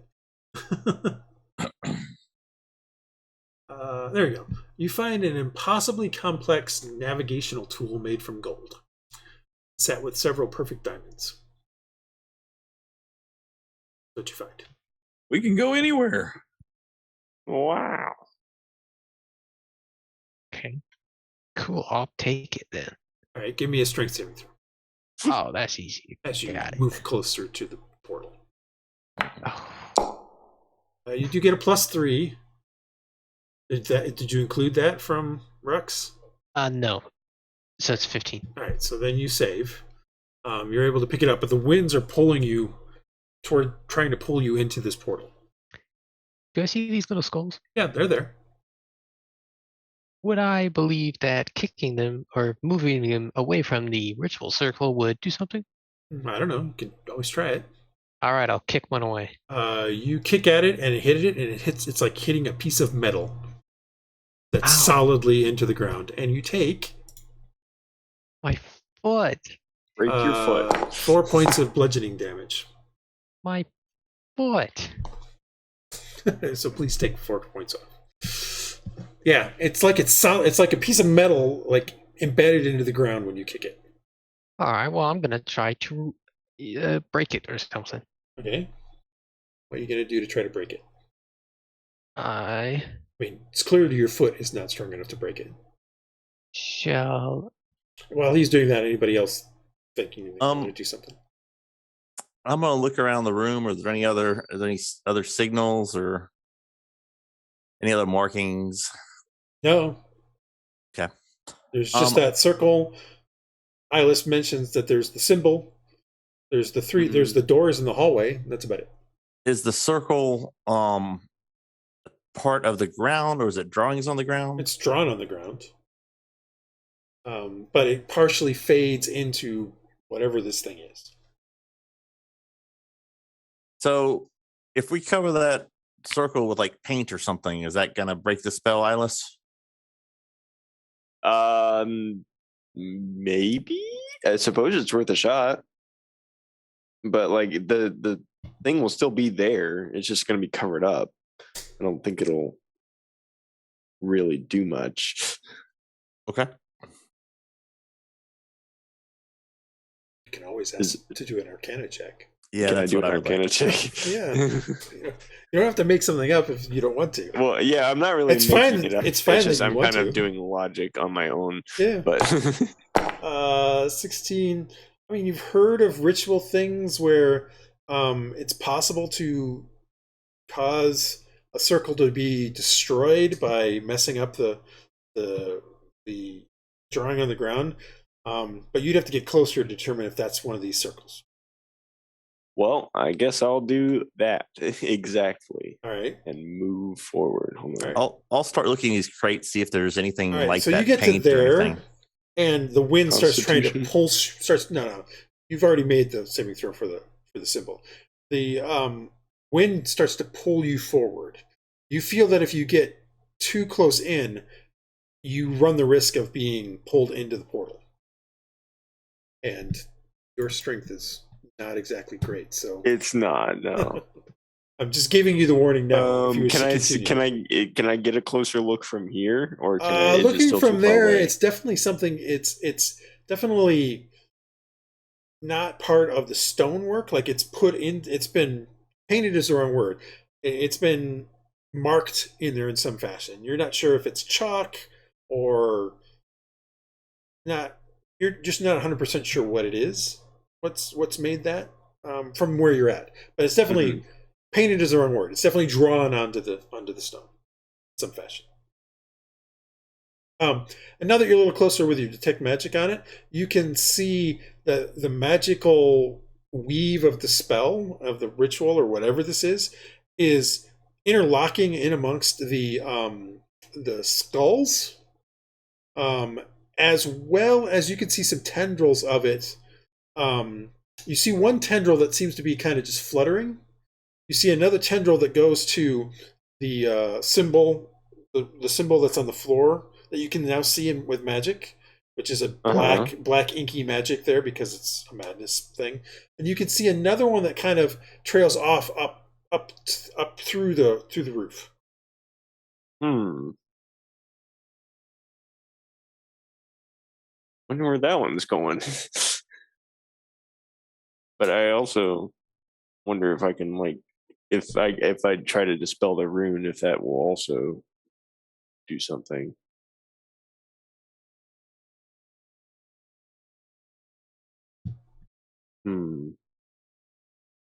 Not exactly sure. This is your deal, man. You're the magic guy. You and Rhux and Brian.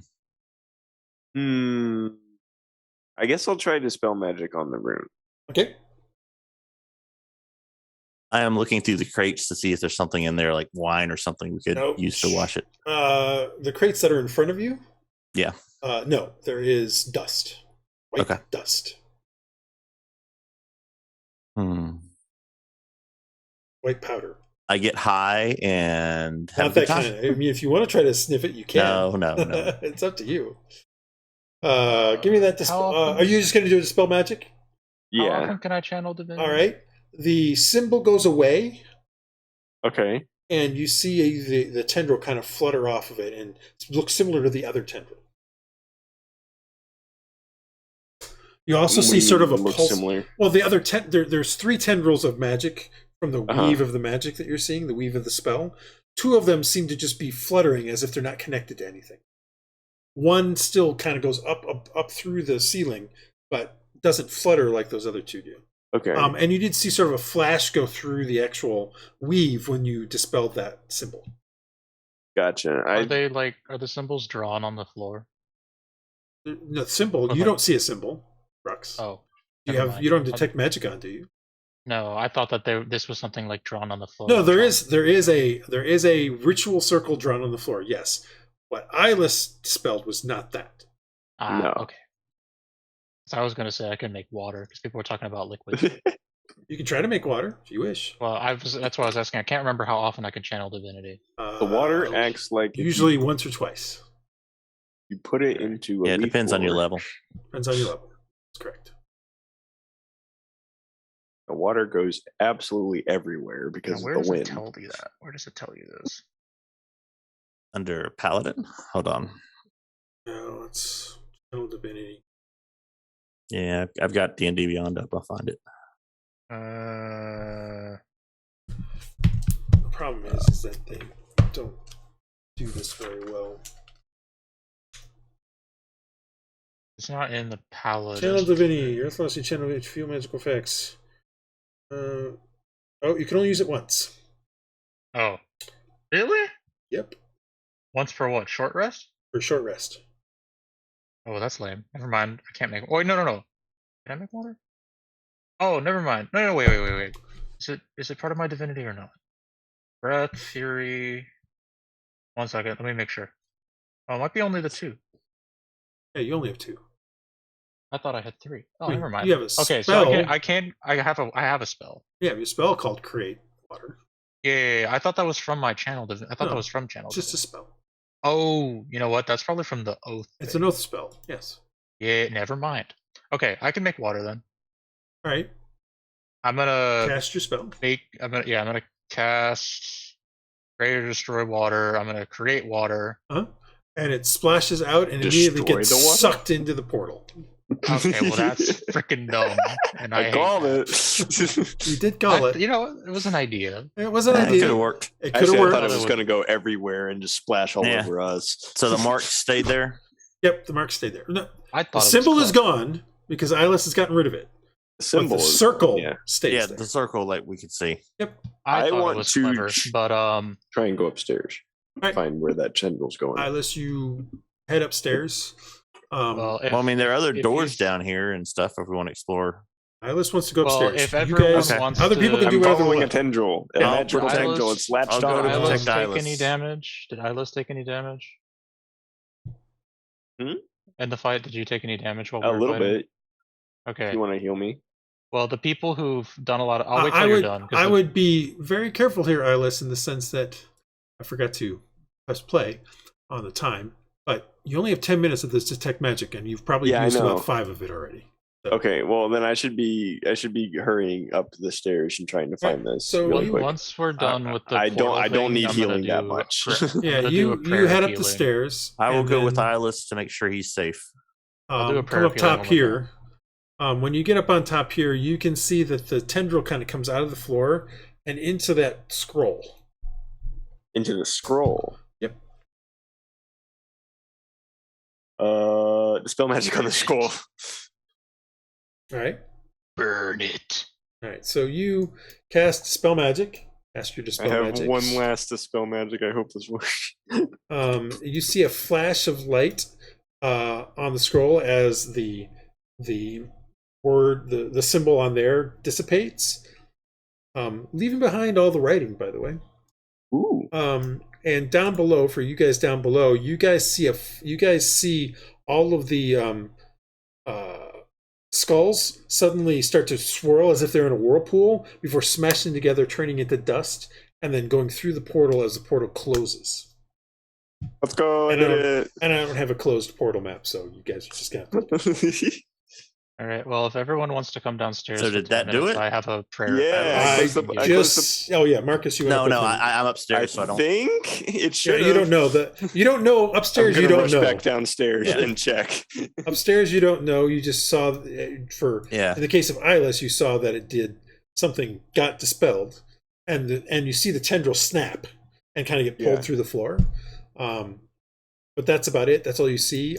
Rushing downstairs, And I don't see any of that. No, you don't see any of that. Rushing. It's really cool. Iylis, for don't me. move yourself, guys that are up there. Sorry. Don't move yourselves. I am not As moving I'm trying to myself. move you back That to was my fault. the thing downstairs. You come downstairs and see that the portal is closed. Good job, Iylis. And the skulls are Thanks. missing. The skulls are gone. Actually earning my keep so- around here for once. You do that very often. All right. Well, Rhux is going to start a prayer healing while we're standing in here. Okay. It's going to take 10 minutes. I'm gonna perception the room. I mean, insight the room, perception of the room, see what's here. Inside the room. Yeah, inside it. I want to use Why is this room insight on here? the Why room. did they build it? Why are you inciting the room? Or is he Why are you inciting making the it room? so- Are you Making it trying to mad? incite it to Why are you violence? making it so mad? I will search the room. I'm not going through the doors yet. but- Investigate. You look around the room and the crates are there, but you All open they up have a is few of them. dust? All they have is that white powder in them. That's it. What The is the walls used in there? walls are now back together as if nothing was ever there. I'm gonna go open doors and look. Well, do you want to wait until we Yeah. heal? I was about to say, if Okay. you stand here for 10 minutes, I'll give you Yeah. health. But you Rhux won't wait. Fine. Rux's prayer of healing requires that you be within a certain distance Yes. of him, To be close to me, or I can't do it. within 30 feet. That one. So I if think you it's only guys are got going 6 of us. Yeah, it's everybody in here. Wait 10 minutes. all right, so I'll you guard guys the do door. 10 minutes. All right, spell goes off. Your spell. Everybody gets 7 hit points. Woohoo. Well, I think it's up to 6, so someone doesn't, right? Because there's 7 Did you of us. say 7 hit points? Yes. There's 6 of us. There's 6 of us? 6 of them, not including Rhux. There are 7 yeah. people. Oh, where'd Rhux go? Oh, It doesn't. It well, doesn't I don't work on need me. it as bad if you want to give it to Rhux and not me. I'm okay. Oh, I don't think need I can it. I even- need it bad. I think I can give it to everyone else. It's fine. Everyone gets 7. Well, Rhux, I don't need it as badly as you need it. I You don't get need 7 it. in. I have so much healing. I'm fine. Okay.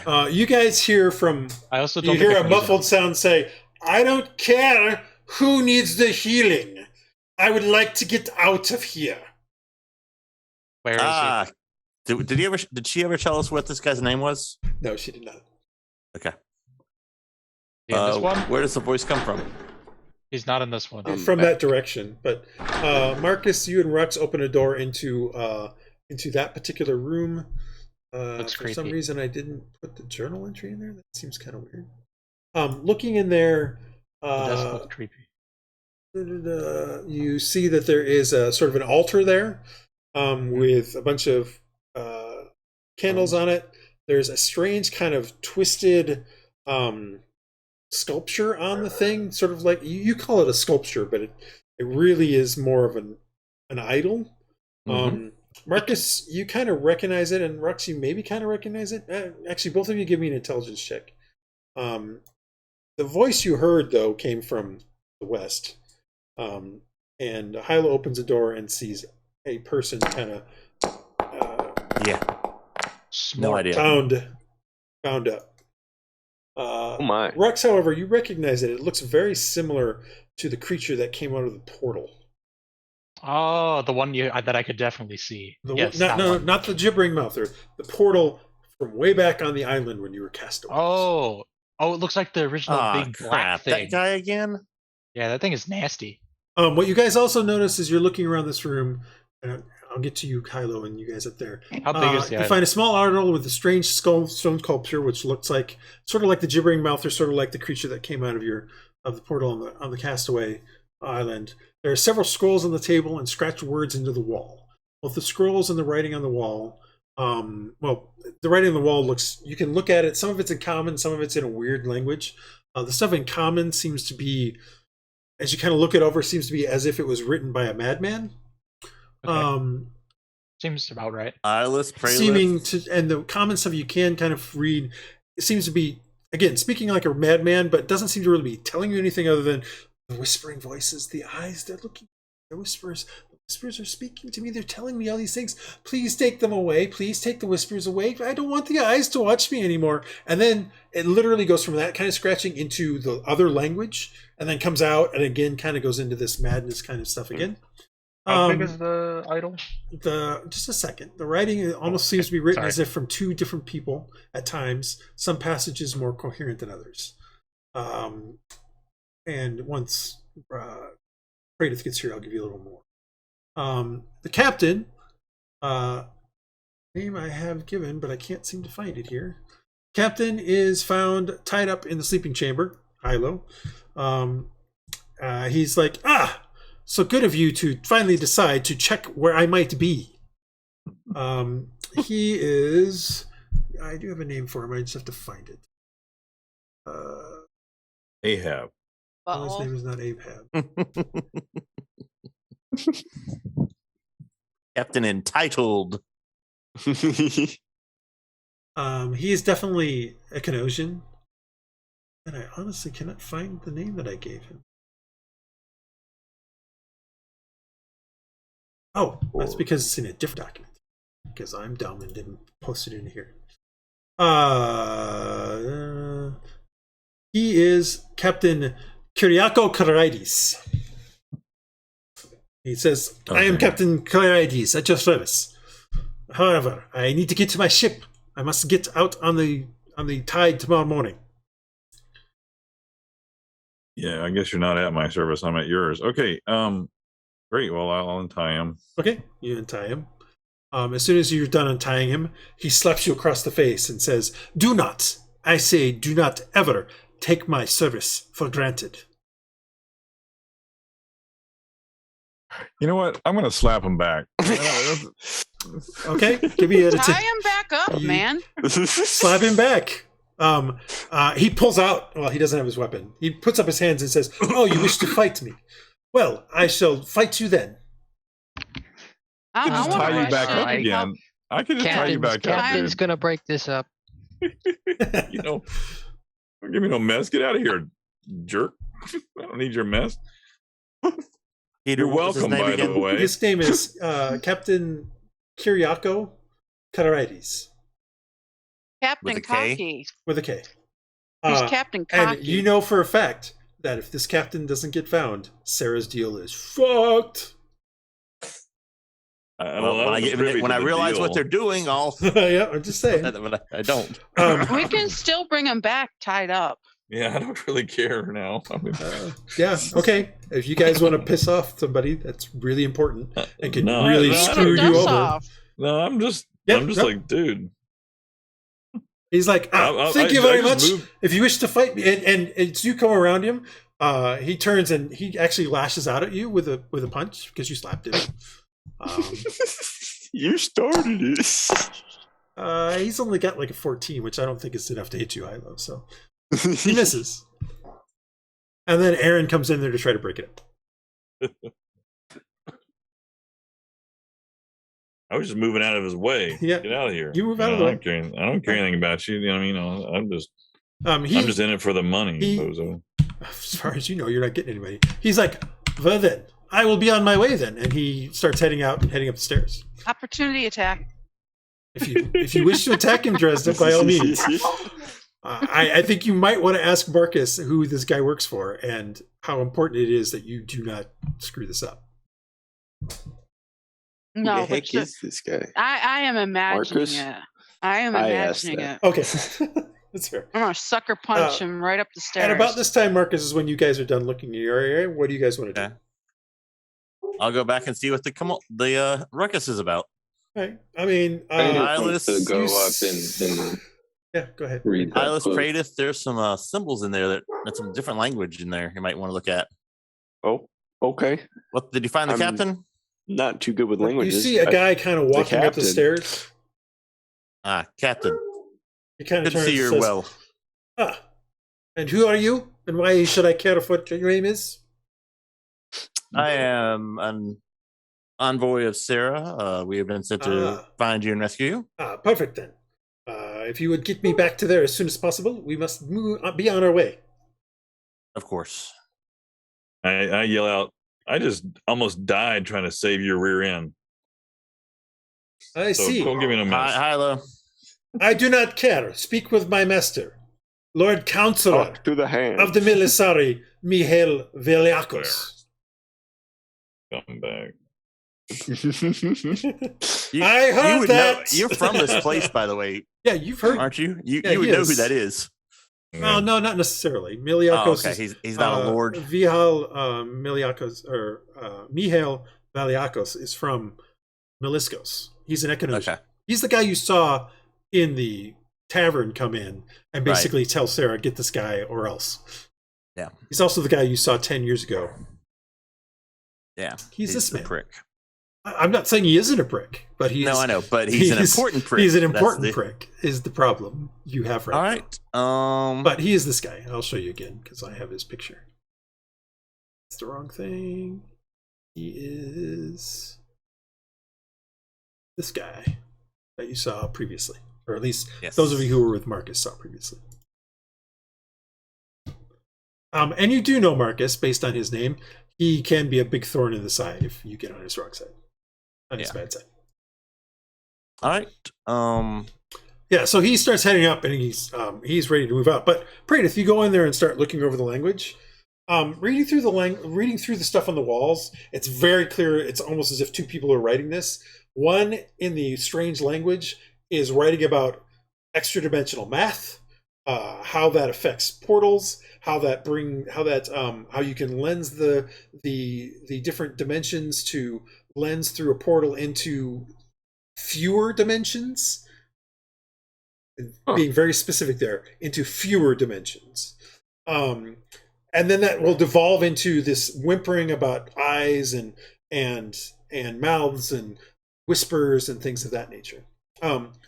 That's all on the walls. Also looking at the scrolls are similar. The scrolls, it's almost as if as you kind of are reading through this stuff, it's almost as if he started on the scrolls and then became so mad that he's just started writing on the walls. Also very reminiscent of some stuff that you saw on into the castle where you guys were ruined. It was in one of the rooms in the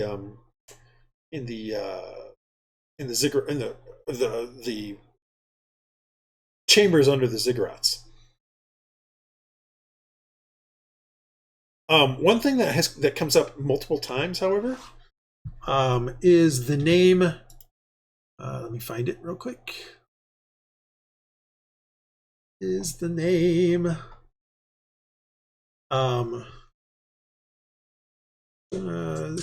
okay, so the coherence portions definitely speak of extra-dimensional geometry and concepts foreign to Euclidean space, while the non-coherent portions seem to discuss strange tentacled monsters and staring into the eyes of Isigdaloth. That name is written in common, sort of phonetically, and also written in the strange language non-phonetically, as if it was written as a name. Can you spell that? YSSYG. Oh shit. Okay. DALOTH. That's very close to some other stuff. Anyway. You're not sure what this name is or anything like that, but it definitely shows up multiple times, both in the coherent and in the non-coherent portions of the writings. What do you guys doing? I will take, if you guys want to wrap up here, I will take this guy to his ship so you don't have to. I'll tell them this while he's going upstairs. And okay. So if you guys want to clean up here or whatever, I'll meet you back at the Beholder. Cool. So Marcus Sound starts good? taking Okay. off with the captain, unless somebody stops him. Nope. All right. What are the rest of you guys doing as Marcus takes off? Oh, and thank you for your help. We'll get some. I'm sure we'll get rewarded for this. Aaron, the thing that you picked up, you believe it's a navigational instrument of some sort, but you have no idea how to use it. It just doesn't seem to it doesn't correspond to anything you know about or know how to use. So. But it looks nice. It's made of gold. It's got some diamonds in it. Ooh. Nice. I'm just gonna hide you, Marcus. As you That guys works. take off. I wasn't sure. If the idol isn't, how big is the idol in this? Idol room? is like a small statue. Like if this was like an altar to a god or a saint or something like that, it'd be the size of about 1.5 to 2 feet tall. Idol of a saint. But in this case, it's this strange looking creature. Does it give vibes like it's actually inhabited in some way by the Give me a power religion of check. whatever's in the thing? Give me a religion check. All Just right. kind of look over it. And... Because the only reason I'm thinking about taking it is because I want to see if we can find more things that look like it, just to figure more out about it. But if it's really weird, I'm not taking it. I mean, it is just a stone statue. You don't know. I mean, it doesn't feel odd. I mean, if it's a god of some sort, it's a very dark god, and so it gives you the heebie-jeebies from that stance. But you don't necessarily feel anything of power in it. At this point in time, Iylis, your detect magic is over, so you unfortunately wouldn't be able to see if it's magic. No, yeah. What are the rest of you guys doing? I'm searching this room that I'm in down Okay. here. You continue looking through stuff. There's bedrolls and stuff there. That's it. No money or anything of that nature. No treasure of any sort. Could I use my divine sense to tell if it's being? What divine sense? I have a divine sense action. Divine sense. You're gonna have to give me more than just you have a divine sense action. It says that I can to see if it's fiend or anything of that nature, like Yeah, to see celestial if it fiend has- or undead. It is it not. actually has. It is not celestial. It is not fiend, and it is not undead. If there's anything, Okay. but that's all you can tell. So, that being said, it is very desecrated. Yes, this place is desecrated. The altar is desecrated. The statue is desecrated. Okay. This I'm is, not taking it. this is with me then. considered profane. Yes. I'm not taking it with me then. That's a little bit too creepy. Okay.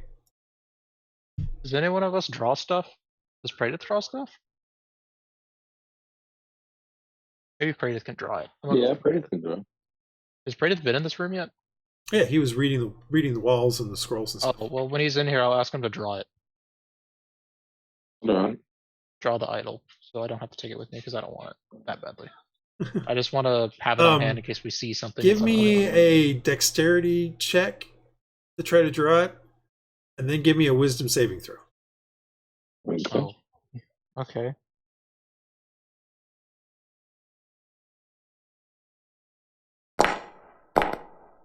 You're able to kind of make some kind of facsimile of it. Now give me that wisdom saving throw. I'll just mention that I am going to be standing with him while he does it, so I'm in the room while he's drawing it. You feel a pressure slowly building in your mind as you're trying to do it, and it starts to cause the statue to swim. So when you're actually done, you're able to push through it and not actually there's some whispers that start to happen and things of that nature.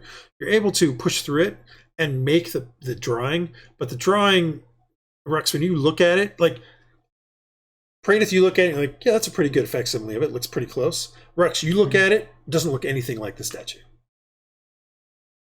When we fought these things, did they undulate a lot? Yeah, they do not have a form that seems very solid. They don't have a form. Okay, that makes sense.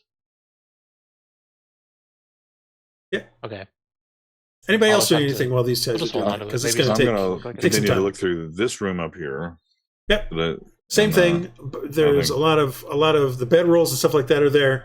It looks like people have used them recently, but there isn't any.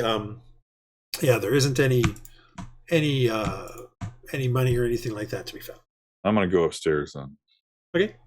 And let's start searching upstairs. All right. As I mentioned last time, as you search through upstairs, pretty much all of those cargo boxes are empty. Yeah. Okay. This place is strangely devoid of treasure. For a group of thieves and second-story men, it seems kind of odd how devoid of treasure it is. Must have put it into the other dimension where they're storing it. Maybe.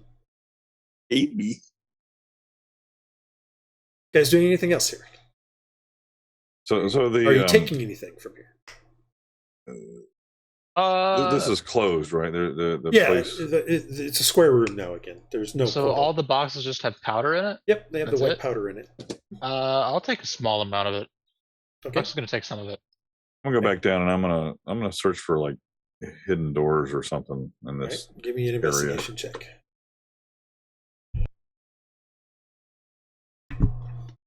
How that goes. You search around for a while. The circle on the ground kind of gives you a bit the heebie-jeebies a bit, but you don't find any secret doors or anything. Mm-hmm.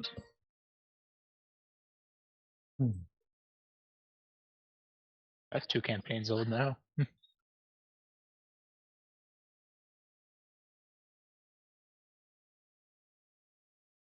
Well, I don't know what else to do. Anybody know what else to do around here? Did they really search that other room? I don't know.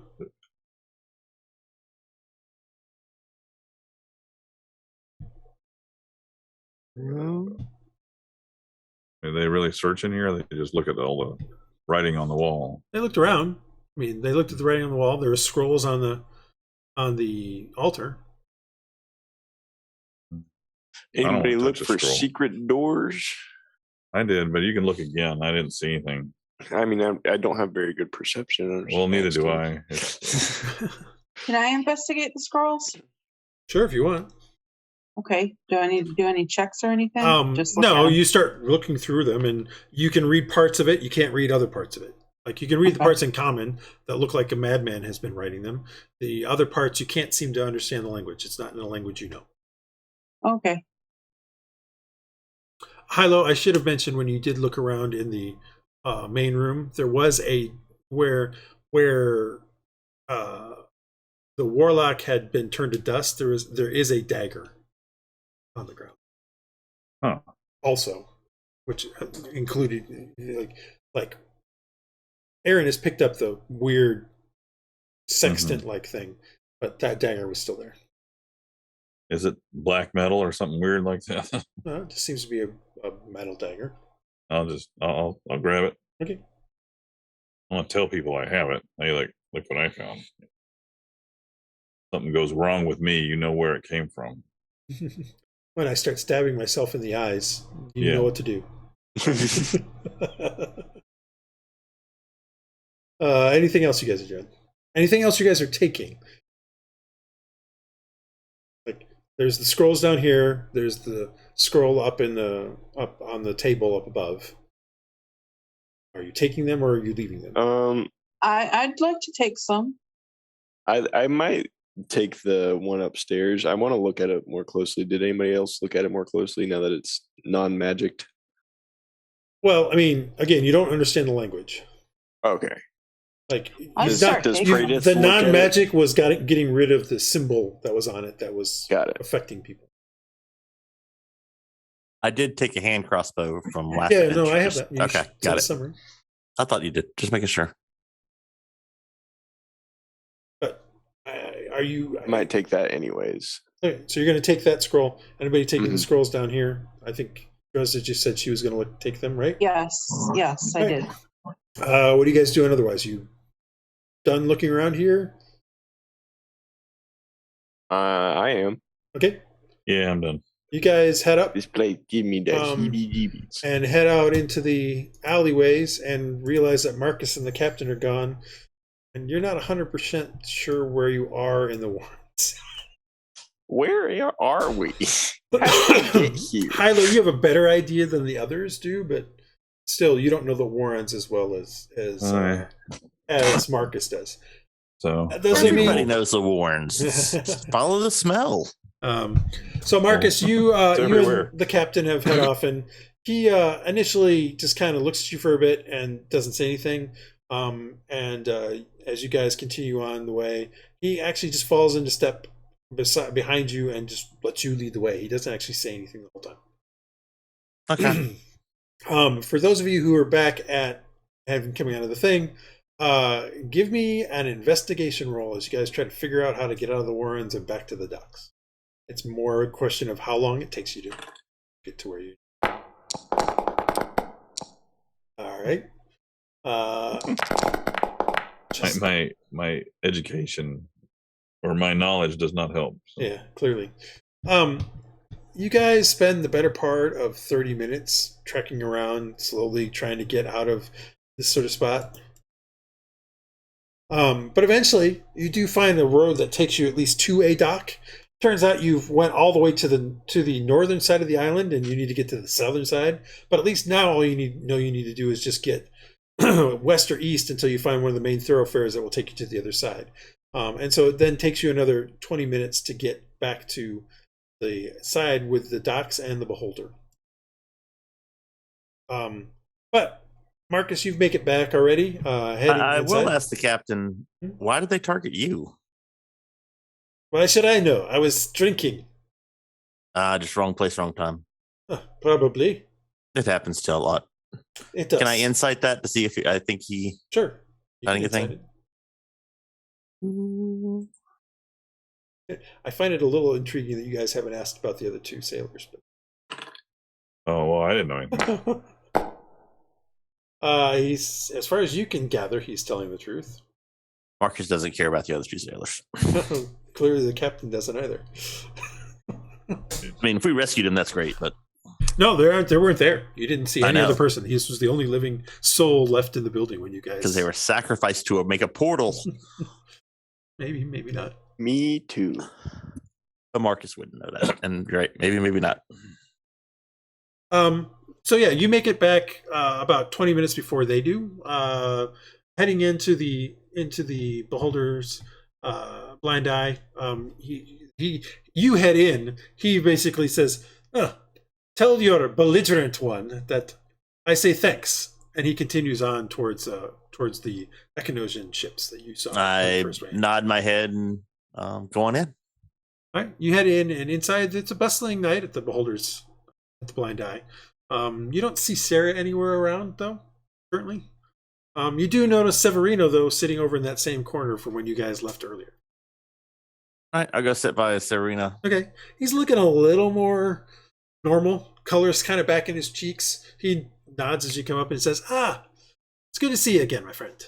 When do I have to go back into my misery? That would be in the morning. Great. I guess drinks all around then.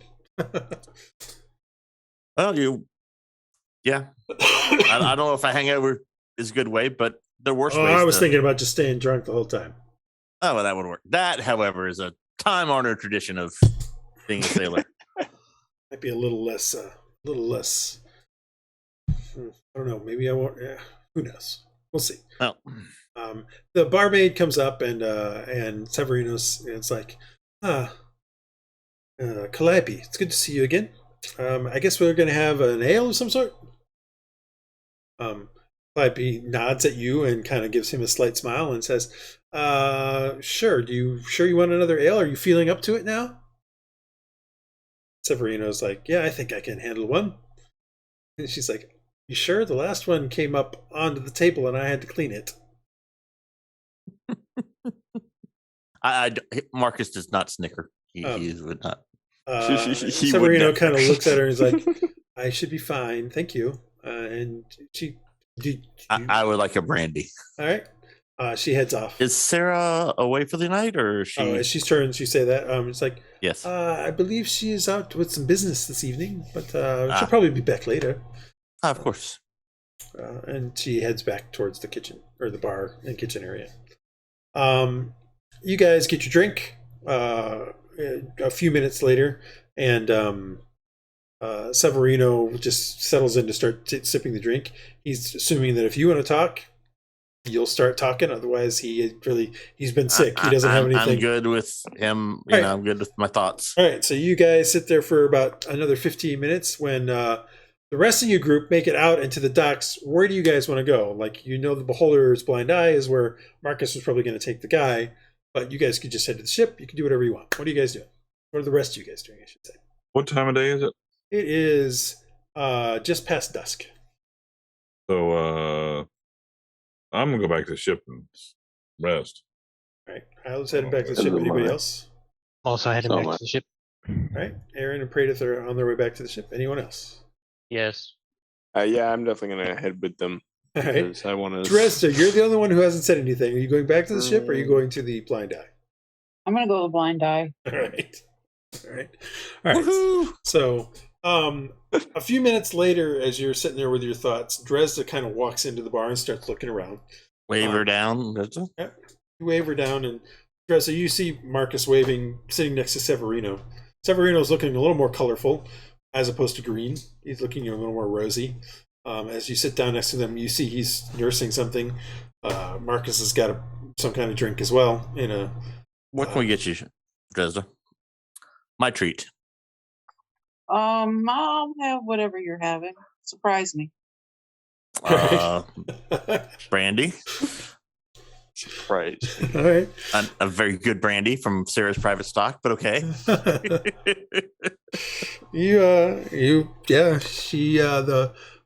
Calliope comes by and she asks for what you want, and you tell her to get the good stuff. So she goes and brings that to Dresd'a here. So did everyone? Did you find anything else? I'll say quietly. Everything okay? Yeah, except you left us and we couldn't find our way back. Hylough's lived here most of his life. No, he hasn't. No, well, no. As far as I'm concerned, he is.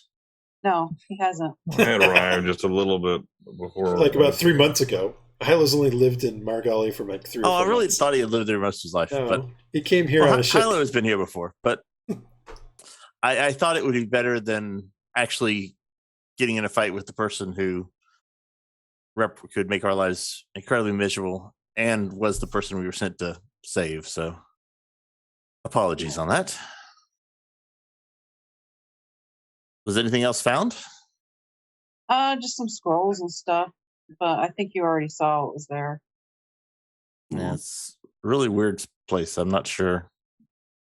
Indeed. Sure what's going on there. I'm going to wait on Sarah, and we can get a room here. We can stay back at the ship. But we're going to sail in the morning, and I have some gems to get. I told him to come to the ship, correct? Yep. We'll get to the ship here in a second. Okay. Then and I would have given True the money to purchase. Okay. When I go back to the ship, I'll roll a d20 and then we'll see what happens. Okay. Well, I'm just gonna hang out and wait for Sarah and. Okay, so you guys are hanging out there. The rest of you get back to the ship. Let me roll that d20.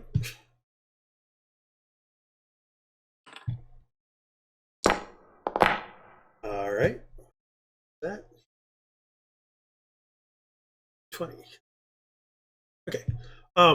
As you guys come up the ramp, True is kind of sitting there watching Rat and Perry still doing work.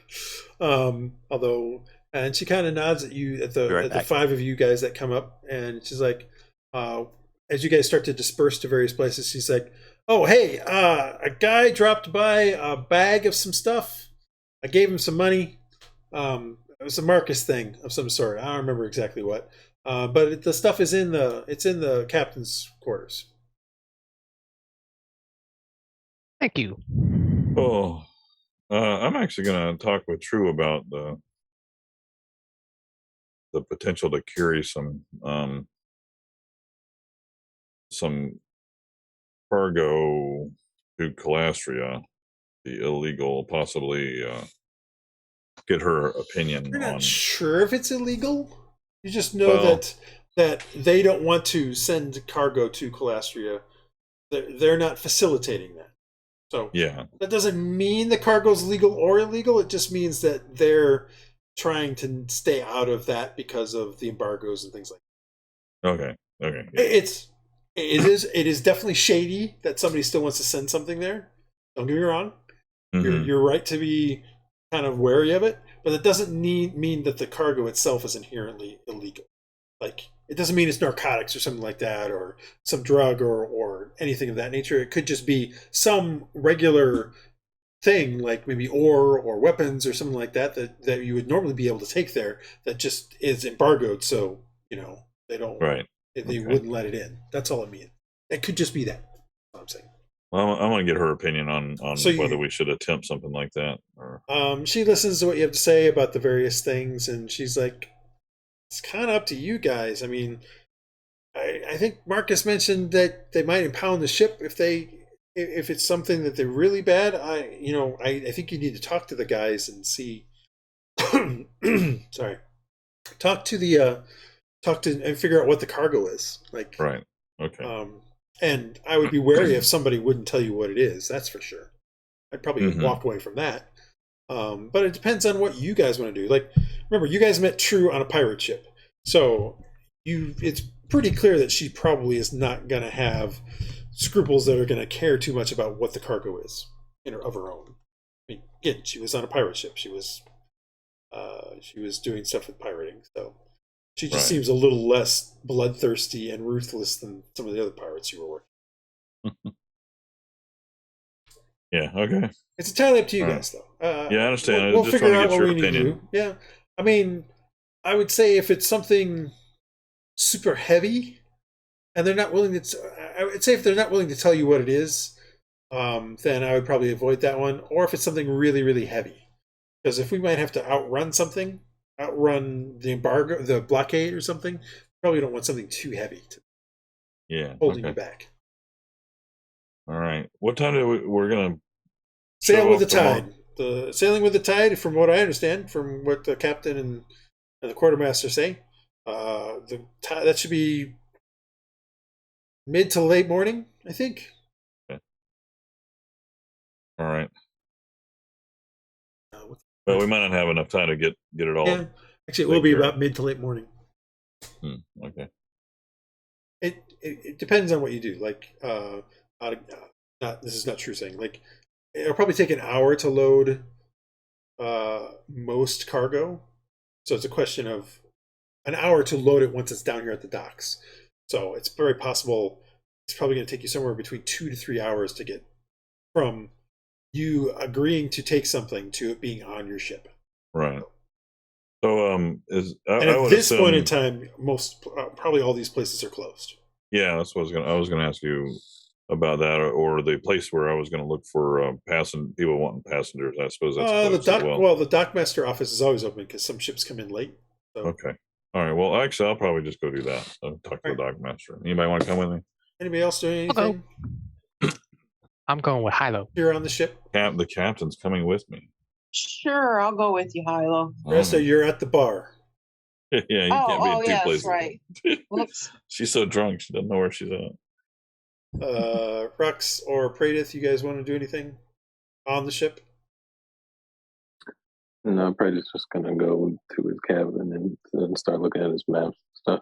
Okay, Iylis? I might start inspecting that scroll a little so you're closer. You're going to start reading through the scroll. Yeah. Again, remember, all you can read is the parts that are in common. The other parts you are unable to decipher because it's in some strange language. Everything that you read that's everything that you read that's in common really is disturbing in the sense that it just sounds like somebody is going insane.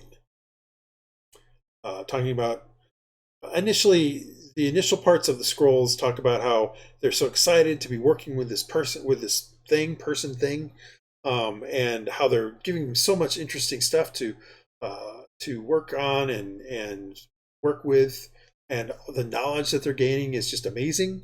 And that slowly turns into ravings and paranoia and things like that. Like there's definitely a passage in there where it's very clear that whoever wrote this killed 5 or 6 of the members of his group.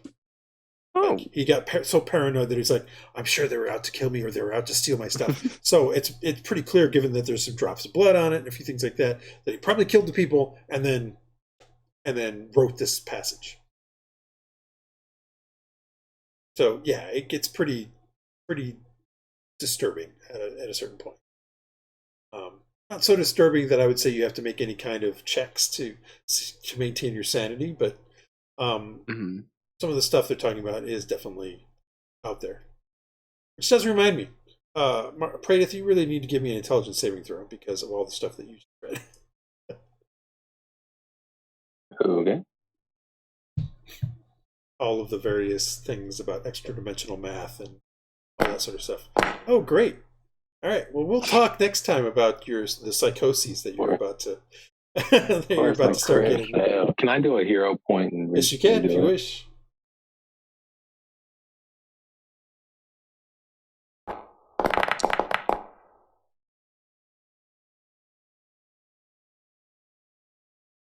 Still not enough, but it's not a crit fail, so we'll still talk about it next time. Yeah, it's better than a crit fail. Yeah, it's better than a crit fail. It's just still not. It's still a failure though. All right. So Hylough and Aaron, you guys head down the gangplank and head off to the dockmasters. It doesn't take. You're pretty close to it. So getting into there, you can see that Pero is gone. He would normally be the guy that you would, but there is another person here. He kind of looks up and it's like, "What can I do for you?"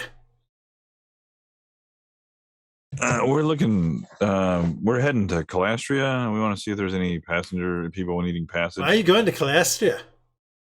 Oh, because we have. Well, our business is our own. Fair enough. But nobody goes to Calastria these days. At least not from here. Okay, well, then nobody's seeking passage anywhere. Oh, plenty of people are seeking passage to places. To Calastria. There might be some people seeking passage to Calastria. I don't know all of the people, what everybody is doing these days. I only know what the people are that have come and spoke to this particular dockmaster. Well, that's all I'm asking. What do you know anybody that's? Well, let's take a look. He pulls up a little. He opens up a box and starts going through some things. He's like, very roundabout way of saying that he knows that of some people. He doesn't know of people. He's got to look in the box. He's like, there's only a couple here. One is for some man who's at an inn. He's looking for the next one to get there. And then the other is for what looks to be a couple of merchants. I think that one's been sitting there for a week, actually. Well, where can I find those? I mean, you said which inn is this? And the one's at the inn above the Blue Turn. The merchants, it says here that they were at the Blind Eye, but like I said, it's a week old. I don't know if they're still there. Okay. I mean, do I need to pay this guy anything for his information? I don't know. Do you feel like you need to pay him anything? Not really, because he's just giving me the runaround here. He's not giving you the runaround. He literally didn't. He's like, he doesn't know. He just had to look it up. He had to look it up. I don't understand why he was so adamant that he didn't know anybody. Well, he didn't know anybody until he looked it up. All right. He's a pretty straightforward man. I just don't know. I don't know what. You don't have to give him anything if you don't want to. It's up to you. I don't know what's the process here. I mean, would I know what the process, what the normal thing is? Well, I mean, he's probably a broker. He's probably getting paid out of the dock fees and things like that. So, not really a broker per se. Okay. All right. So what are those? Can I have the names of those folks? Want the names of the folks that you have on the piece of paper that want passage? Do you have names? I do. One says, "See Sarah." Give me names. At the Blind Eye. Okay. The other one says, See, I don't know, because I don't have a name. No, that's Pete, who doesn't have a name. You're asking me to give you a name that I don't have yet. Steven, you gotta see Steven. Well, you could just say Onion. he gives you the name, and then that would be fine with me. So I Give don't you have the to- name because I need a name.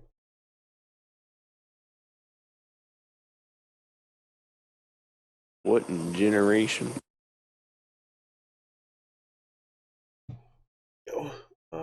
The other one says, look for Anita Fare at the blue turn.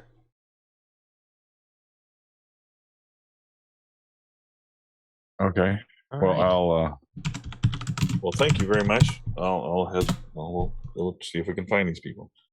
See if we need it. Still need passage. Well, Sarah, you already know who that is. Oh. Sarah Volpe is the dock mistress. You know, the one you just did a job for. Well, no. See, Right, I yeah. wasn't. I didn't go there. I don't know this woman. I mean, I might know her. You know Sarah Volpe. You worked for her. Okay. Yeah, You but I didn't. literally I haven't worked for her. interacted with her since we pulled in Yes, this time. correct. So. Correct. That is true. Okay. I'm just saying you know the name. The name is Yeah, okay. definitely familiar to you. All right. And so, okay. All right. Well, that's fine. Yeah, that one you know the name of. The other one, Nita All right. Vara, you've never heard of. Do I know where the blue turn is? And Yes, that's where you met Iylis the first oh, okay. All right. So we'll go time. Or to. at least met him outside the blue turn after he got attacked. Yeah, that's right. I remember now. Okay. It happens. Which one's? I just head to one and then the next, whichever one's closer, and then the next one, and who's coming with me. Blind Eye is going to be closer than the blue turn is. Okay. Yeah. So Aaron's coming with me, right? So. Yeah. Okay, you guys start heading down the docks. Let us return back to the Blind Eye. You guys have been kind of sitting there, maybe shooting the breeze for a little bit. And after about, I don't know, maybe 20, 30 minutes, in walks Hylough and Aaron. Hylough and Aaron start. Hylough looks around and then heads up to the bar, I assume. Hylough, what are you doing? Yeah. I'm just looking for Sarah. I don't really care what these other people are doing. Head up there and what do you do? There's a guy behind the bar. He's doing some I'm stuff. looking for Sarah. He's like, I don't know when she's going to be back in. She had some business this evening. Okay. Well, I understand she's seeking passage to Calastria. Is that right? No, Do you know anything about I that? don't think she's seeking passage to Calastria. Oh. Okay. Well, someone she knows is seeking passage to Calastria. So I was just trying to. Oh, you mean the folks that are upstairs? Oh. Okay. I mean, there's an the inn. merchants. I misunderstood. So I'm supposed to talk the merchants to Sarah. the merchants are at the blue turn. This was just a guy that was. Okay. But the message said speak to Sarah. Okay. Yeah. Okay. So I misunderstood. So okay. Yeah. So who's? Do you know who's seeking passage? Do you know? It's a guy upstairs. Some guy that's staying in the inn. Do you know what room? Can I or? I can't give out that kind of information, sir. I just want to get the guy. Tell him that he can ride with us. Okay, if he wants to come and give him a price. Pass him a message. I think so. Yeah. Okay. I don't know. You'll have to wait for Sarah to Okay, get that all right. information if you want. But do I see? Marcus, you watch him go up to the bar and talk and seem to get a little agitated, and then he kind of turns around after a bit and and then he's looking and he notices you guys in the corner. Yeah, you see Dresd'a, Severino, and raise an Marcus eyebrow. So I'll go over there and okay, you head over. tell him what's going on and say, hey, why don't you, if you're going to stay here, why don't you see if Sarah knows who this person is and if they want to come and give them our rate to get to Calastria. We're going to go over to the blue turn. Do we even know who this person is? I mean, I didn't. Okay. No, I'm just looking for ways to make money. I found this guy, the dockmaster said that this person, that somebody here was looking for passage to Calastria. So, let me remind you guys, 50 gold pieces a day Already spoken for. Yeah, I know. It's great. I'm easy money. You literally need to do nothing to be making money. Yeah, Just okay. sail to Calestria and you'll be making money. Okay. Just reminding you of this. Yeah. You seem to be spending a lot of effort to try to get cargo and passengers and all that sort of stuff, and that's great. I want you guys to roleplay and enjoy the game, but you're spending a lot of effort for it. Well, that's why I'm trying to make quick work of this stuff. I'm just trying to get over here and find out what we can do real quick, and then head over to the Blue Turn and find out if somebody over there needs it, and then I'm going to be done. I'm exhausted. I want to get back. I'm going to go back to why are we go to sleep. We don't know these people. We don't have any time to vet these people.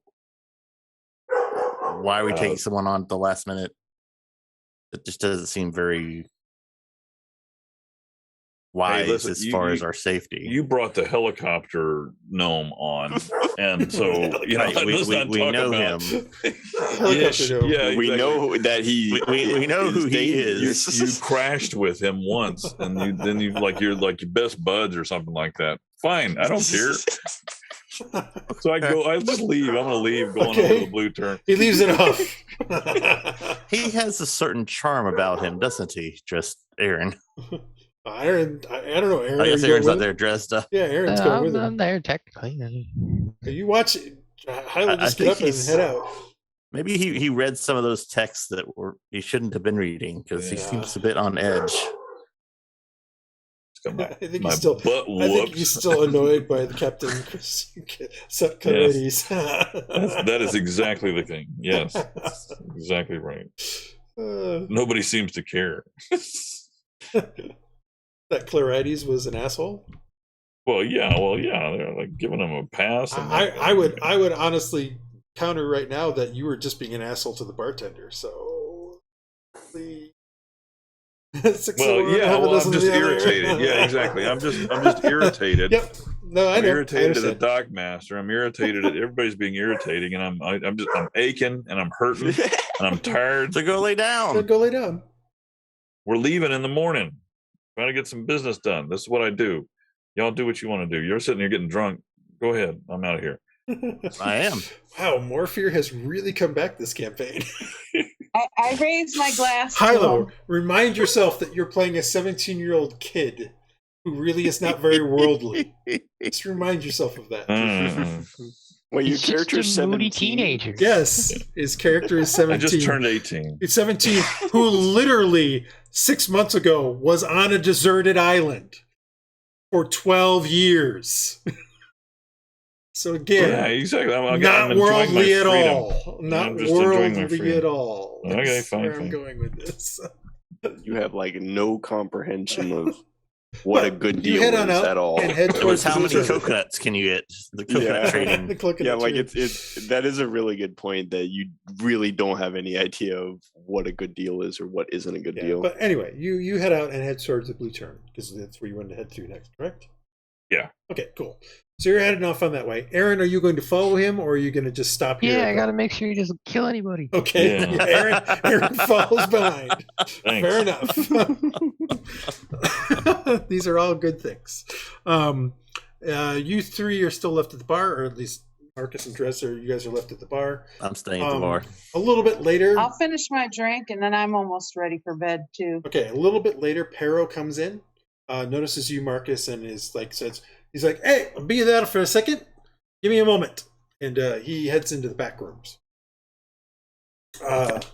About 4 or 5 minutes, like the Blue Turn is like maybe about half a mile down the docks. Like there's a bunch of inns here on the docks, or inns and taverns and things like that. Oh my God, pardon me. You head into there, and it's like a little bit of a blast from the past. Like you were here literally a month ago. As you walk in, there's a different bard playing in the corner, a little bit of soft music near the fire. You recognize the bartender whose name was mentioned literally a year and a half ago, and I can't remember it. So heading up to him, you mention Anita Fare, or what do you actually do? Yeah, that's what I'm gonna do. I says, is there a Nita? I need a faro. Anita Faro? He looks at you a little like, Anita Fari? Oh yeah. She's here. She and a fellow merchant. Oh, you hear about the passaging thing? Oh wait, Hylough, right? Yeah. Hey. Oh, you've been gone for about like a month. I thought you had. Yeah. Unfortunately, I thought you had been killed and lost face down in the gutter somewhere. But good to see you again. Yeah, good to see you too. Yeah. So I give him a little brief of what happened. Oh, that's rather sad and then pirating, and now you're got your own ship. Huh. Yeah. Yeah. There is a merchant. She and her compatriot are in the inn upstairs. And they've been looking for passage for about a week now. I don't think they have any cargo. I think they just want to get there. Well, we're going. So. Okay. So anyway. I mean, I can send a word up there and see what they have to say. Okay. He sends word. You guys sit there and wait for a few minutes, and then the guy comes back down. The kid he sent up comes back down and tips the bartender saying, "Yep, send it." You guys wait another 10 minutes, and then this woman comes down. She is about maybe 5'2", so relatively petite. Red hair, kind of this pouty lip kind of thing. It's pretty clear within moments that you realize that she's Searly, which might explain why she's been here for. So is that you're also Searly? I'm just Iylis? saying. No, you're Searly as well. Okay. Iylis is also Searly. I am technically Searly, but I'm just trying to get away from those guys. Yeah, he's trying to get away. But it occurs to you, like you're Hylough, you're more tanned because you've been in the South a lot more, and you grew up on the island. So for you, people can mistake you for Margali because of how long you've been out in the elements. But yeah, I mean, it's probably pretty clear that this is the reason why that they've been stuck here for a week, or at least because nobody's taking Searly to Blastria, or at least you assume that's probably what's going on. She comes up to the bar and she looks to the bartender and says, "You said that there was someone here that might be able to take us to Calastria finally." He's like, "Yeah, you're looking at him right there, Hylough. This is Anita." She's like, Anita. "Yes, my name is Anita. You are Hylough. It's a very strange name, but talk to my what am I parents to say?" That. Yeah, fair enough. You are correct. You could always change it if you want. I like it. Oh, all right. Got its ups and downs. To each their own. You know, I hear Morphew is open actually. Yes. So you need passage. Morphew. That sounds very dwarven. Oh yeah, I heard about that. I don't know if I've met a dwarf. Yes, we are looking to get to Calastria. My companion and I are very, very late to our new job.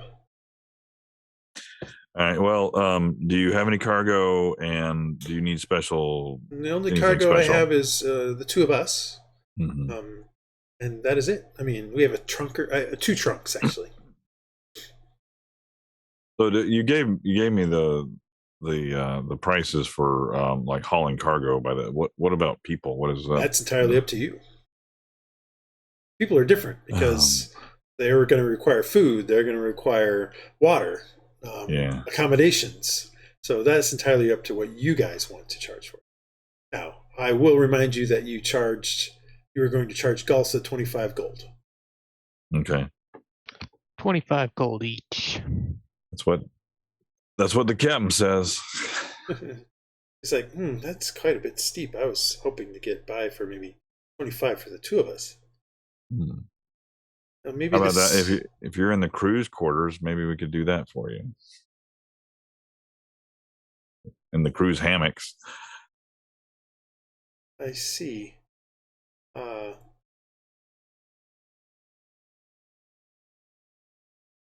I think that would be acceptable. Okay, well, I give her the name of the ship and where we're located and the dock we're on and all that other jazz. And so meet us there. We're going out with the tide tomorrow morning. All right. Show up with the money. We will be there. We'll be there in the morning. And I say, okay, yeah, that's fine. So I don't think I need to say anything else to her. She offers her hand very loosely, as if she means to shake your hand to seal the deal. But it's up to you if you. Yeah, I'll shake her. Kiss it. You take it. It's sort of handed out as if she's almost asking you to kiss it, but you just shake the hand. Okay. Not really. Yeah, she wouldn't be doing that. She's just she's trying to get to a new place. I'm not worldly enough to know what I'm supposed to do with these women, apparently. That's been 3 months. Worldly enough. I mean, maybe did we just get a slaver on our ship? I don't know. Did we? You don't know. Neither do we. Neither do you. She heads upstairs. Magic users who got to get through the embargo because of them. She thanks you and then heads upstairs. Cool. Okay, so we'll just head on back. I'm going. You head back to the ship. I don't know what Aaron's doing. Aaron, where are you headed? I'm going back to ship. All right. I was playing hardball. Dresd'a, before Pero comes back, you have finished your drink. Do you wanted to head back? Is that correct?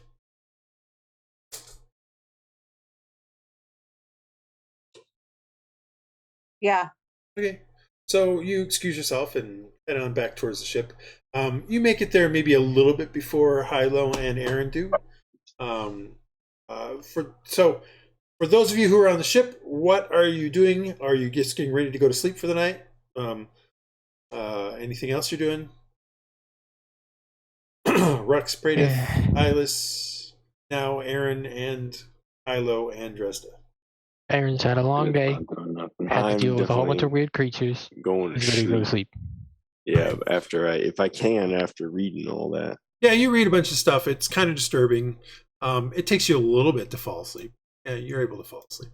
Does Rhux really have anything to examine powder with on the boat or not? Is that a long rest? Not yet. There's no long rest yet. The night has not begun yet.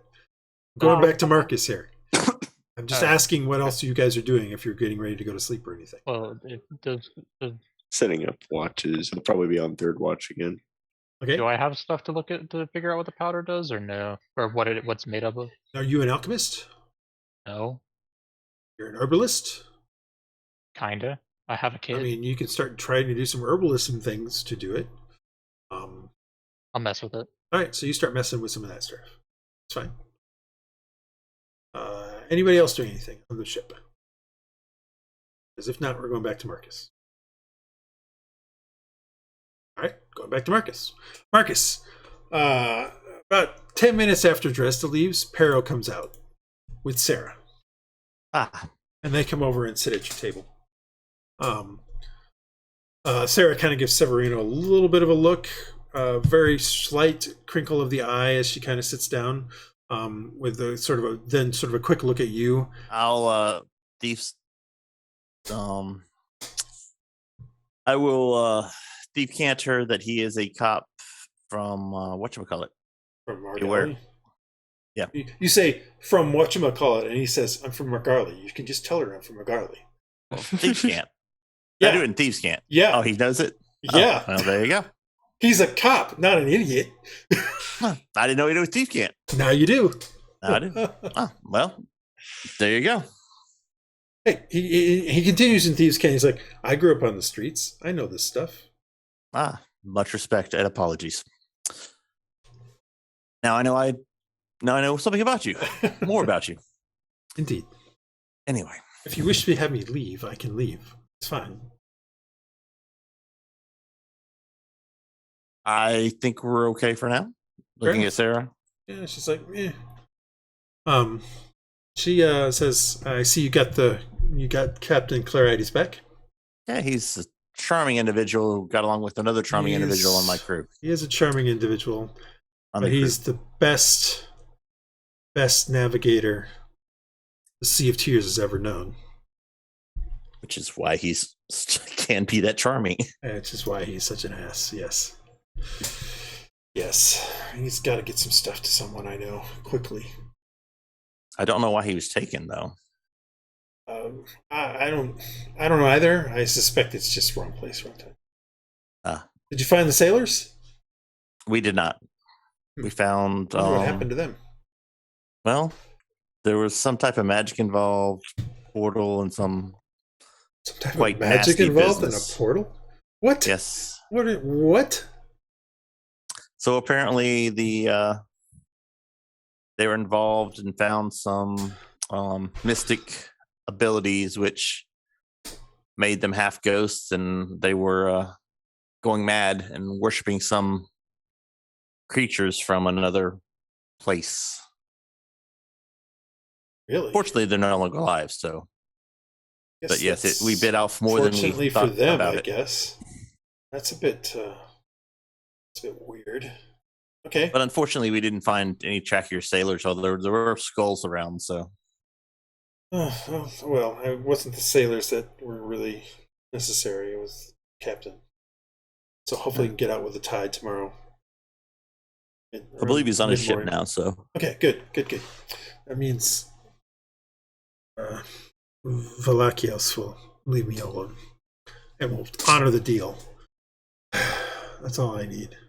At that point, Severino says, Mihail Valakios, Lord Counselor of Veliscos? She's like, you know more of the politics than I would have thought. I work on the docks. Try to keep it safe. So yeah, I have to know a few of these things. I haven't seen him in Margali for, 6-7 years now. He seems too big for our small town. You do remember, probably Margali is like 25,000 people, so it's not a small town. But, yeah, it's not small. But Marabar is 25,000 people. Margali is closer to 150,000. Like, this is a huge city here. So currently, he's like, well, if you're doing business with him, I think it's time for me to get my check and get the heck out of here. He stands up and says, "It's good to meet you. I'll see you on the ship. I'll see you guys later." And I've got your tab. As he slowly goes out, it's like, "Oh, good. I was just going to ask." And then he heads out the door. Sarah's like, "God, I was hoping you would leave. Finally." Pero at that point says, "So you're heading out tomorrow? You guys need anything?" Yes. I am expecting some delivery on some ports, and do we need food? Yeah, I was going to say, you guys, there's one thing that you guys have forgotten, which is you only brought really enough food to get yourselves to here. You do need to buy more food to get to Calestria. So you could find a place to buy us some supplies to get us to Calestria. I'm sure we can take care of that. I'll talk to a few people and get some stuff sent over. Good stuff, medium stuff, bad stuff. What are you looking for? We're not going to pay for it. Medium stuff. All right. So no, of course, medium stuff. What? Eight silver per day per person. Sounds fair. All right. I can get that started for you before. We'll get it there before the tide tomorrow. Good. Thank you. Else? Always can. We have ammo for the guns. So you do only have 8 ballistas currently. 8 ballista bolts. Sorry, that I remind you of. But you still have probably about 20. We need some ballista bolts. 20 cannon Aren't bolts. they becoming? Have the initial cannon load. I thought with the quartz things, the ballistas were just magicking the bolts into. We haven't gotten them yet. All right, we can probably get you maybe another dozen bolts. Perfect. And anything else? They were gold apiece. Yeah, they're gold apiece. So it's going to cost you about 12 gold. I actually haven't thought of this. So, so you remember you got like 20 people at 8 silver pieces a person per day is 16 gold per day for your food. Now, and do we change the amount of time? That doesn't include your passengers. Like you now have Gulsa, you have Beanbick, you have these 2 people that you don't know about yet. Yeah, I know. And the amount of time to get to Calestria, as far as you know, is going to be about 5.5 days. You say 16 gold a day? Yeah, 8 silver per person per day. If you have 20 people, Gotcha. As a round number, that's 160 silver, so 16 gold per day. Multi times 6, so almost 100 gold for food. Assuming 6 days, give me an extra day. That's food and water and all that sort of stuff. It's not. Yeah, get extra, man. I'll get a day extra. So you want always fish 7 days? Is that what you want? Yeah, 7 days will be good. All right. So he's like, all right, I get that going. And then, we said 12 a crate of bolts, so that's 12 bolts. A crate of that. Anything else you want? Anything else you need in the morning before you go? Why are we buying bolts when we're getting the repeating infusion on the ballista? Because we don't have that yet. We can always sell it again, but I haven't seen. I'm not 100% sure that number one is going to get. We're going to get it. Number two, how long is it going to take them to fix it to put it on there? And we may get jumped by the captain by the pirate ship. I mean, it's 12 gold. But yeah, I get it. Nothing I can think of off the top of my head. I'm not in that mode. No, that's good. That's good. That's fine. Yep. Tide isn't until probably about I don't know, 10:30 tomorrow anyway. We've got plenty of time. I'll check with the captain and see if there's anything else we need. But he kind of cocks his head a little bit. He's like, "Captain, I thought you were the captain." That seems like the place you would want to be. Smile. Yeah, power behind the throne is much safer than the throne itself. He kind of winks and he says, "Don't I know it?" As he kind of does a side glance at Sarah. All right, I will go get that started for you. I'll be back in a little bit. I'm going to go talk to the right people to get the things going and all that sort of stuff. And so he takes off, and then Sarah's like, "So, you good for the last month? Are you starting to get into this thing? Well, I think so. The crew is a little different, little personality-wise, meshing kind of. It's a challenge, but fair enough. I think we have. They're very definitely good, but they also bring challenges, and that people are hunting them as well. Yes, I know. So somebody came by about a week after you guys left. After the mage, asking about your sorcerer friend, and you actually, the two of you, me, as well as Hylough. I put them off the wrong scent. I said you guys had headed to the Ave Islands, where I had, so you could start learning more about the Ave culture and its code of ethics. Can always count on you for that. Very ethical, I always try to be. Learned it from you. So, can you describe this person? She describes him sort of a nondescript man, actually. Not too tall. He was Margali, though, but he still set my hackles a little bit on edge. So that's why I gave him not the runaround, but a little bit, enough of a kernel of truth you guys had left on a ship to at least send him on his way. My largest concern is we've tangled with some pirates, and several of them were. Oh, actually, sorry, I did this wrong. She says no. She says they were clearly Searly, and their cloaks poorly covered their lionhead torques. So I sent them the wrong direction. Sorry, I misread my notes. Lionhead torques, are those the mage fighters? John doesn't remember what that means. You have at least one lionhead torque on your ship, because you took them from the guys who attacked you guys at the ball. That's right. Okay. Which, by the way, you also have the hacky sack like things too that you guys haven't done anything. Oh yeah, we do, don't we? Mm-hmm. I'm more concerned with go ahead. The pirate. Whatever his name was, I'll have to look it up. Mad Dog Reed. I don't want to cross his path again. Yeah, he's not one you want to. Hold on a second. Looks around a little bit. It's a little too out in the open. Let's go to the back room. course. She takes you in the back room, pulls out the same brandy that you've been drinking from under the table in the room that you're in, pours another one each of you, and says, "Yeah, Mad Dog is." Oh, hold on. He's searching for something. a second. And then she says a word, and you hear the lock click again. Like she locked it when she came in, but you hear it click again, and then you hear sort of a snap.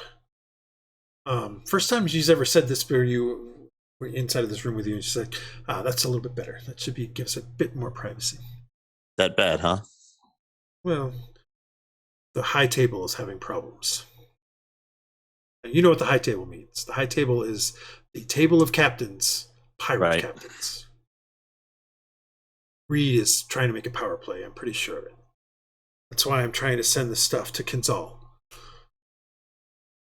We were able to get a set of Ethereum plates get put on Eldurk's ship.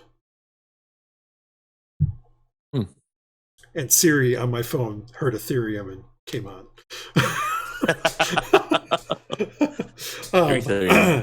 So yeah, that's why I need Captain Clarides. He's the best navigator. We got to get as close as possible to the spires, and get these plates to them. I know Mad Dog took a ship while we were with him with a mage of some type. He seemed much more impressed by the mage than the actual ship itself. This is Pete saying, what do you mean? That the person the mage that he took. Okay. When... No, I just was making sure that's what you're talking. He's like, she's like, really a mage of some sort?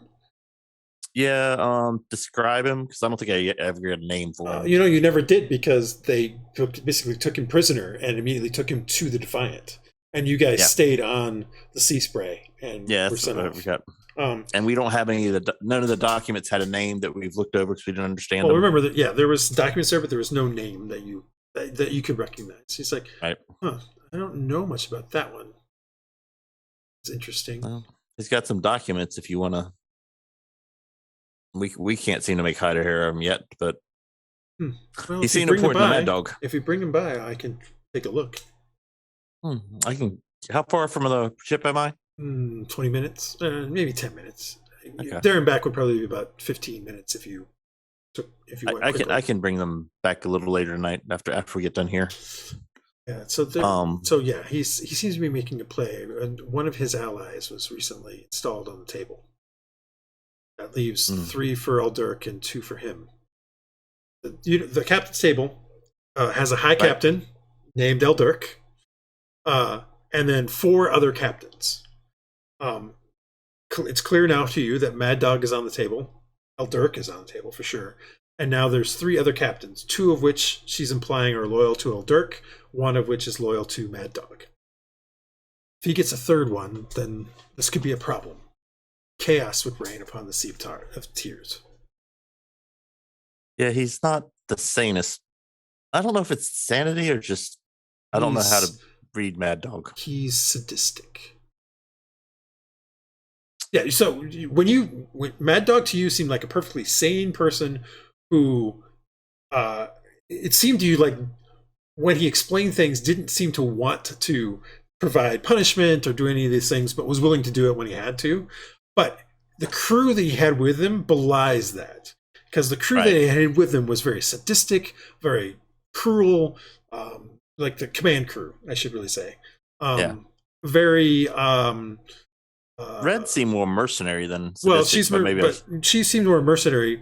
But like you also got the feel that they were all ladder climbers, like they were all trying to stab each other in the back to do certain things. Like you definitely got that feel from the bosun when you. And that sort of stuff. So definitely a ship if you wanted to stay on as being a pirate, would probably not be a very good place to be either way, because you might not have survived long, even if you were in good standing. Got it. Yeah, so hopefully these plates will give Eldurk an advantage. Once his ship gets outfitted to be able to fly, that will change the game. Quite a bit. But yeah, let me get those documents. Is there anything you can I hesitate to ask for payments, not for myself, but for the crew. Is there anything what was the guy's name who he helped? Praedyth? Yeah. The captain you got, or the guy, or reward for capturing the captain. Oh, for bringing the captain back. I'll just make sure that the food and stuff is paid for. It's fine. Perfect. Let me go get those documents. Anything else? She's like, before you go, there was another person who came a week after the men. She was asking after just the boy. The sorcerer? Yes. It was very clear she was also a Seerly woman. Someone of a little bit of money from the way it looked as well. She had a couple of men who were trying to maintain their distance, but they clearly were guards of some sort, watching her every move. She seemed very worried about the boy as well. But and I don't know much about the boy as far as his history, other than she describes the woman. Gives you a description. A certain amount of height, slightly graying, platinum blonde hair, features that are soft but not homely or anything like that. Just a relatively handsome-looking woman. Maybe about 5'4", 5'6", 5 foot, somewhere in that point. Okay. Does it remind me of his family? Maybe like a mother or. Do his features? You're not sure. Iylis's You're features? not sure. I mean, what she's described is relatively generic. Okay. I mean, it's not like Iylis and his family have a unique they don't feature. Have a scar from He Who Shall. Yeah. Each one of us has the same brand. Yeah, exactly. She said, but she mentions, I told her the same thing, that you guys had went to the Avalon Islands. So I don't know what she did after that. I have not seen her since. Well, if there's tons, I'm sure she won't stop there. I'm sure none of them will stop them, but we're at least ahead of them for now. For now. Yes. Anything else we can do? It is good to see you. No. Even after a month, I still everything miss is you occasionally. Everything is still going well. There's a bit of a problem with the Aga. They seem to be thinking that more islands are theirs for the taking. But other than that, who are the Aga? So the Aga finally figured out where the hobgoblins went from the Zandaki Empire. The Aga are hobgoblins, are a family of hobgoblins that basically are the mafia. Oh, very not Gugu Aga. They're basically the mafia. Great. The mafia of hobgoblins. I'm so excited.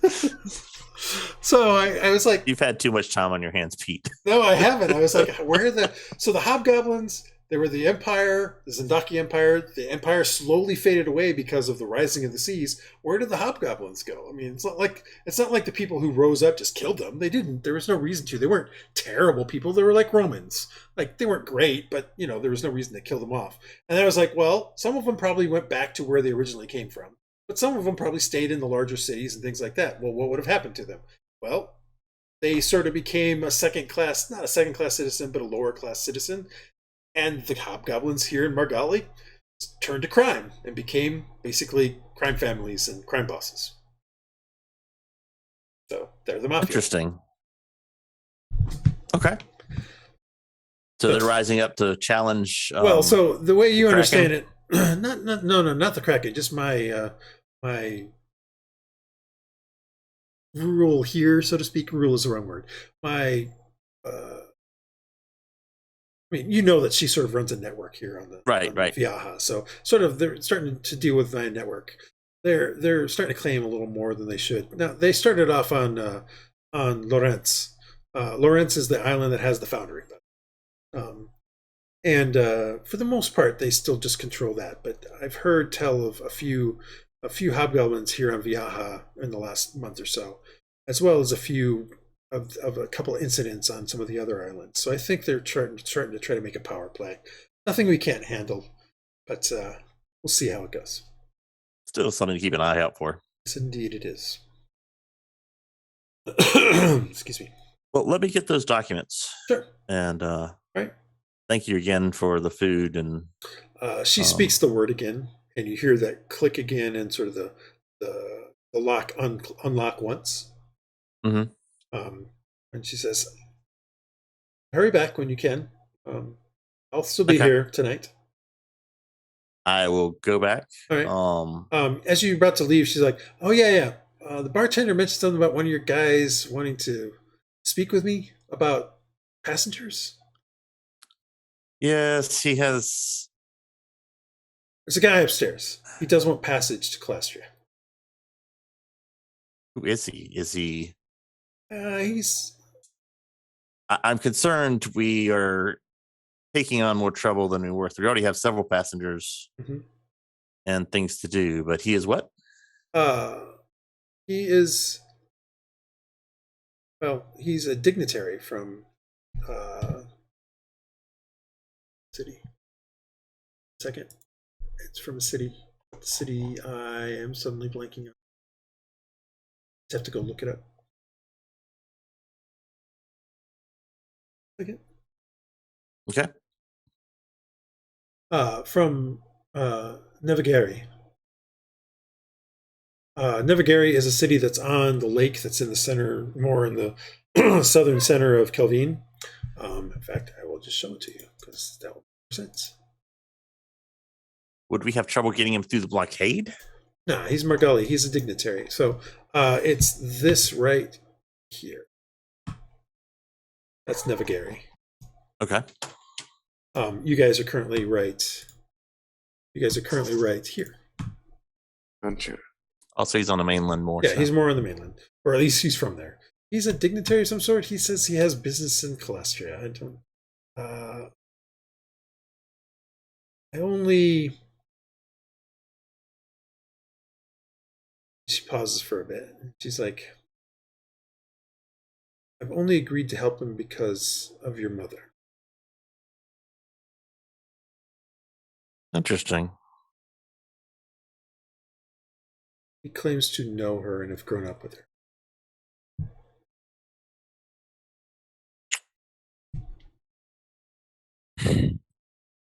How much room do we have on the ship? You just can't get away from your mom, can you? I really can't. How much room do you have in the ship? I was just ready getting to walk. I don't know about the other two. How many extra berths do we have? Well, so I bring you back to here, which is the Essenza. If you notice, if you go down to the mid deck, you're 1, 2, 3, 4, 5, 6, 7, 8, 9, 10, 12, 13, 14, 15, 16, 17, 18, 19, 20. You can house 20 crew because you should be able to have 20 crew. But remember, right now, all you have is 13 crew. So we have 7. And that also doesn't include the possibility of putting more hammocks in. More hammocks in. So in theory, but he's a dignitary. So I don't know if he'd want to be with the crew. I guess I could always offer that. Well, I mean, you also have the main front deck. You also have the captain's quarters. Yeah. You guys could do some things. You can also have the quarters that are back here, which is technically for the cook and things like that. Have to piss off Hylough again. You also potentially could put somebody down on the cargo deck in the area behind the main cargo deck. It has no portholes or anything like that, and you'd probably have to buy a few things or put a few things in there to make it a little more comfortable. I was going to say, what puts us here longer than... Just saying that's... yeah, it's possible. I mean, it's possible. Yep. He's supposedly a childhood... Do you believe him? That he's a childhood friend? That he knew? Is he... Was she from there? She's like... You're asking all these questions. She's like... so she never did tell you much then. I guess you're only 3. I never really gave you any answers either. Yes, your mother is from... I never learned well at that age. Your mother is from the Vigeri.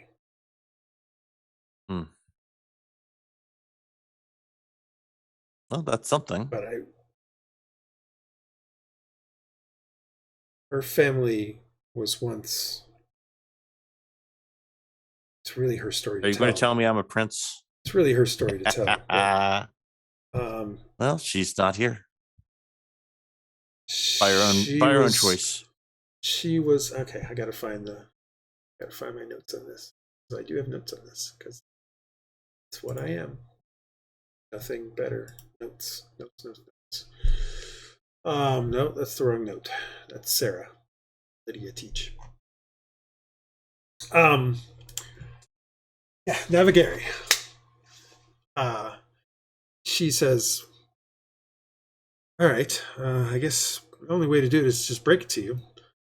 Your mother's name is actually Lydia Tedeschi.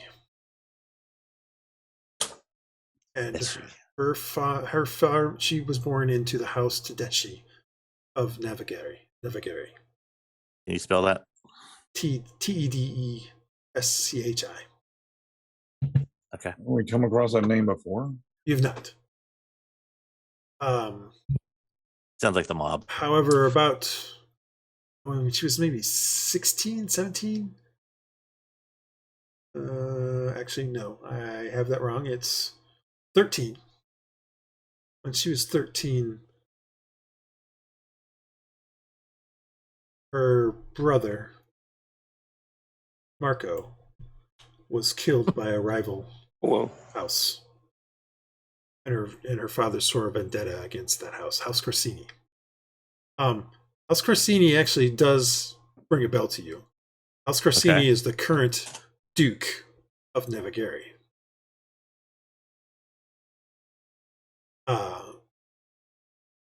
As far as I understand, when your mother was 15 or 16, Corsini had them murdered. However, she escaped with her sister.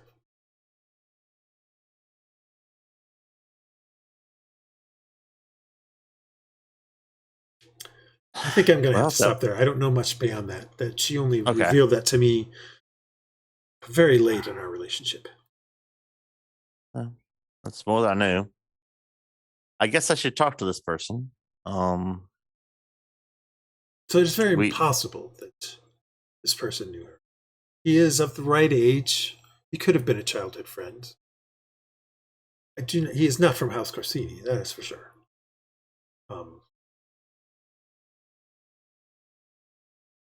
Anyway, it is up to you if you wish to. I can get you in touch with him on the morrow. I think this evening he is not. Please let me. I will come back on the morrow with the documents. It is getting late. Fair enough. Again, thank you. Mm-hmm. All right, you take off. And take off. Yep, you head up. Heading back towards the ship. Yes. Those of you on the ship, go ahead, Mark. I will tell Iylis. I will ask him when he's there.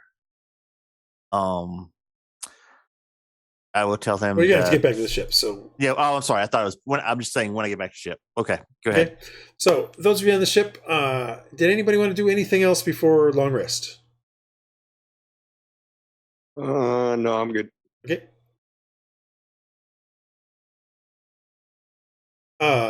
The only thing that happens, other thing that happens, and we'll get back to you here in a second, Marcus, because you guys have been having this discussion. Dresd'a, you're in the front cabin here with Galsa. When you came in, Galsa was sitting on one of the hammocks, and happened to look up when you came in, and she says, Dresd'a, I wanted to speak with you about your intriguing powers. The powers are not mine. I don't understand. You said that you are able to bind spirits to your will. Yes, it's a bargain. The powers are theirs. Right, but your power is the ability to bind them. I have a talent for deal making. I see.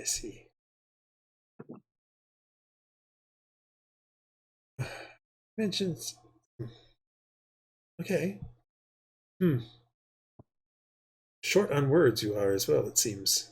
How does this deal making work? Same as anything, really. The only thing I can say is you do need to perform a ritual in order to facilitate the communication. So it's ritual binding? Similar to demons? No, they're fallen gods. They're not demons. Obviously. Fallen gods. Sounds like demons to me. No, they're fallen gods. Demons are petty. I don't know. A couple of the spirits you're talking to seem pretty petty. I was gonna say, fallen gods are never petty. But that's neither here nor there. I see. Interesting. Intriguing. Do you have any paraphernalia or anything of that nature that you use? Yes, I do.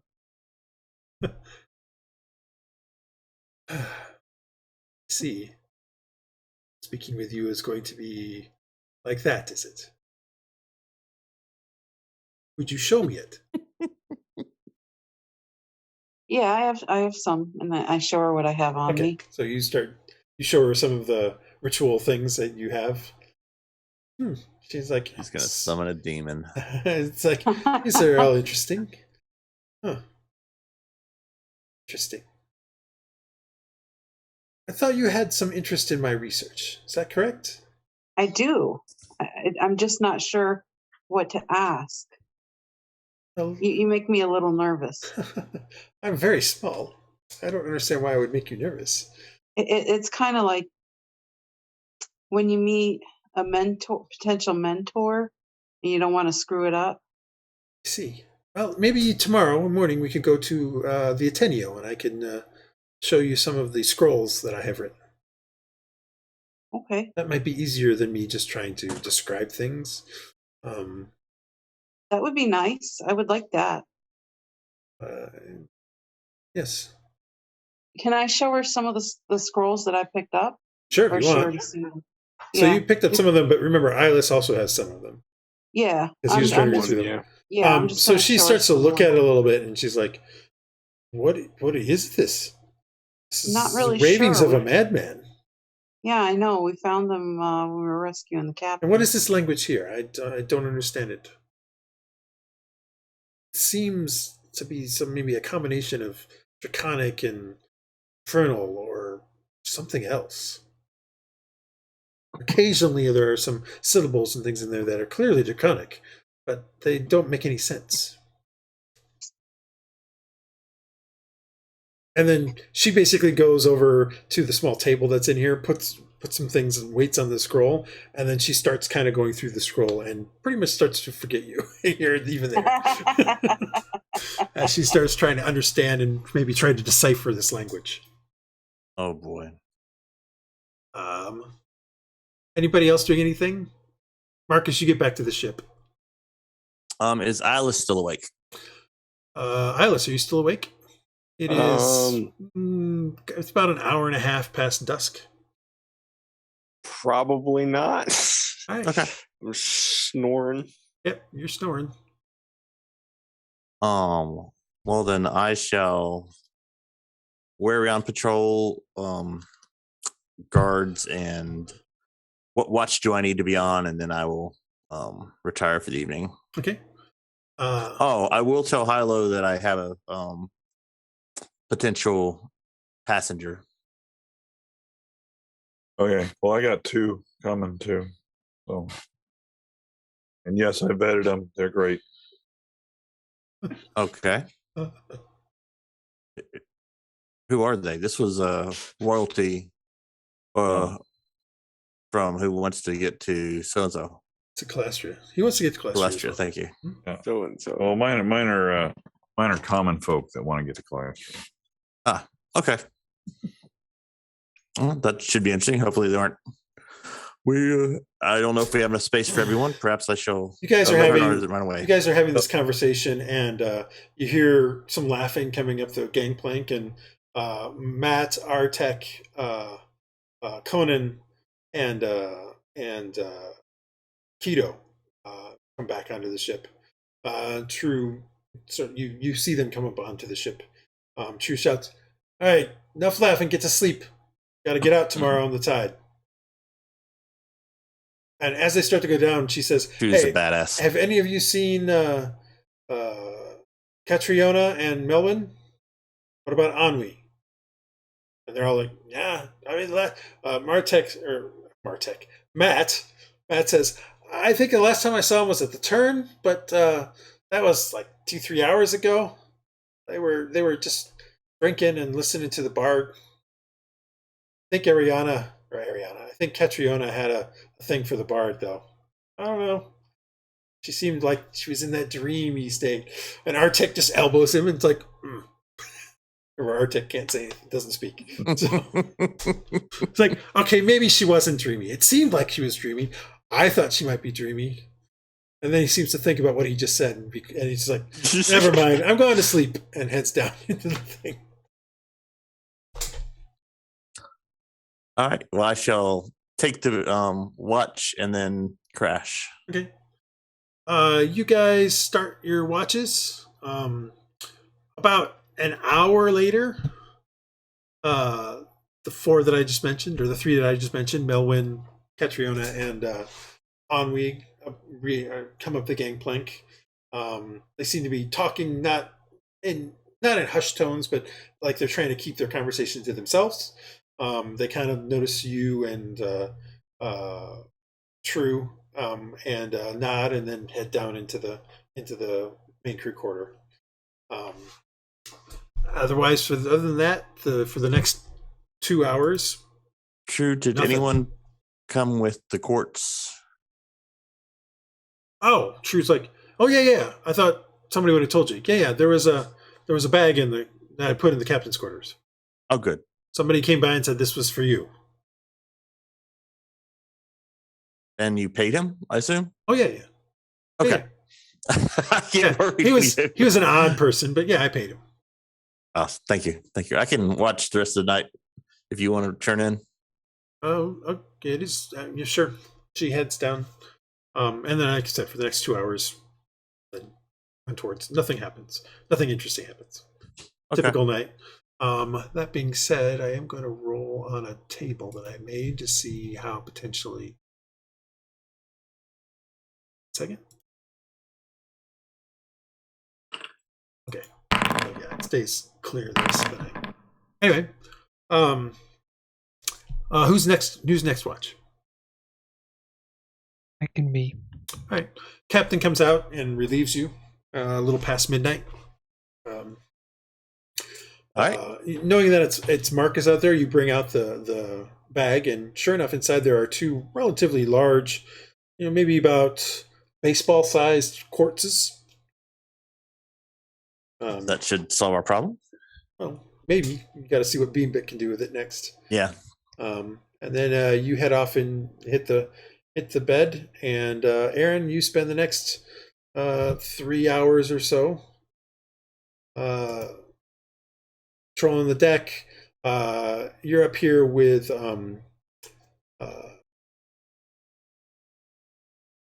Perry and Rat, who are both looking a little sleepy at this point. About 2 a.m. Oh no, Severino had already left, so he came back before Marcus did. Yeah, so that seems to go by without any incident. You then wake up Iylis, who said he was going to do last watch. And Iylis, you come up on deck and spend the next 3 hours doing your turn at the watch. Looking at nothing. Yeah, kind of not doing much. Looking around. At some point, Rat mentions to you that Marcus was looking for you. He had overheard him asking True about you. But other than that, nothing happens. And it becomes the next morning, and you guys can have a long rest. Woohoo! I want to change my bindings. Well, let's bring that up next time. Okay. Because we're going to stop there. Because it would be a perfect place to stop. It's the dawn of the new day. And you guys potentially start getting ready to move out from Margali to Calastria. Potentially. Hell rest. Yep, do your long rest, and then we'll end our story there for this evening.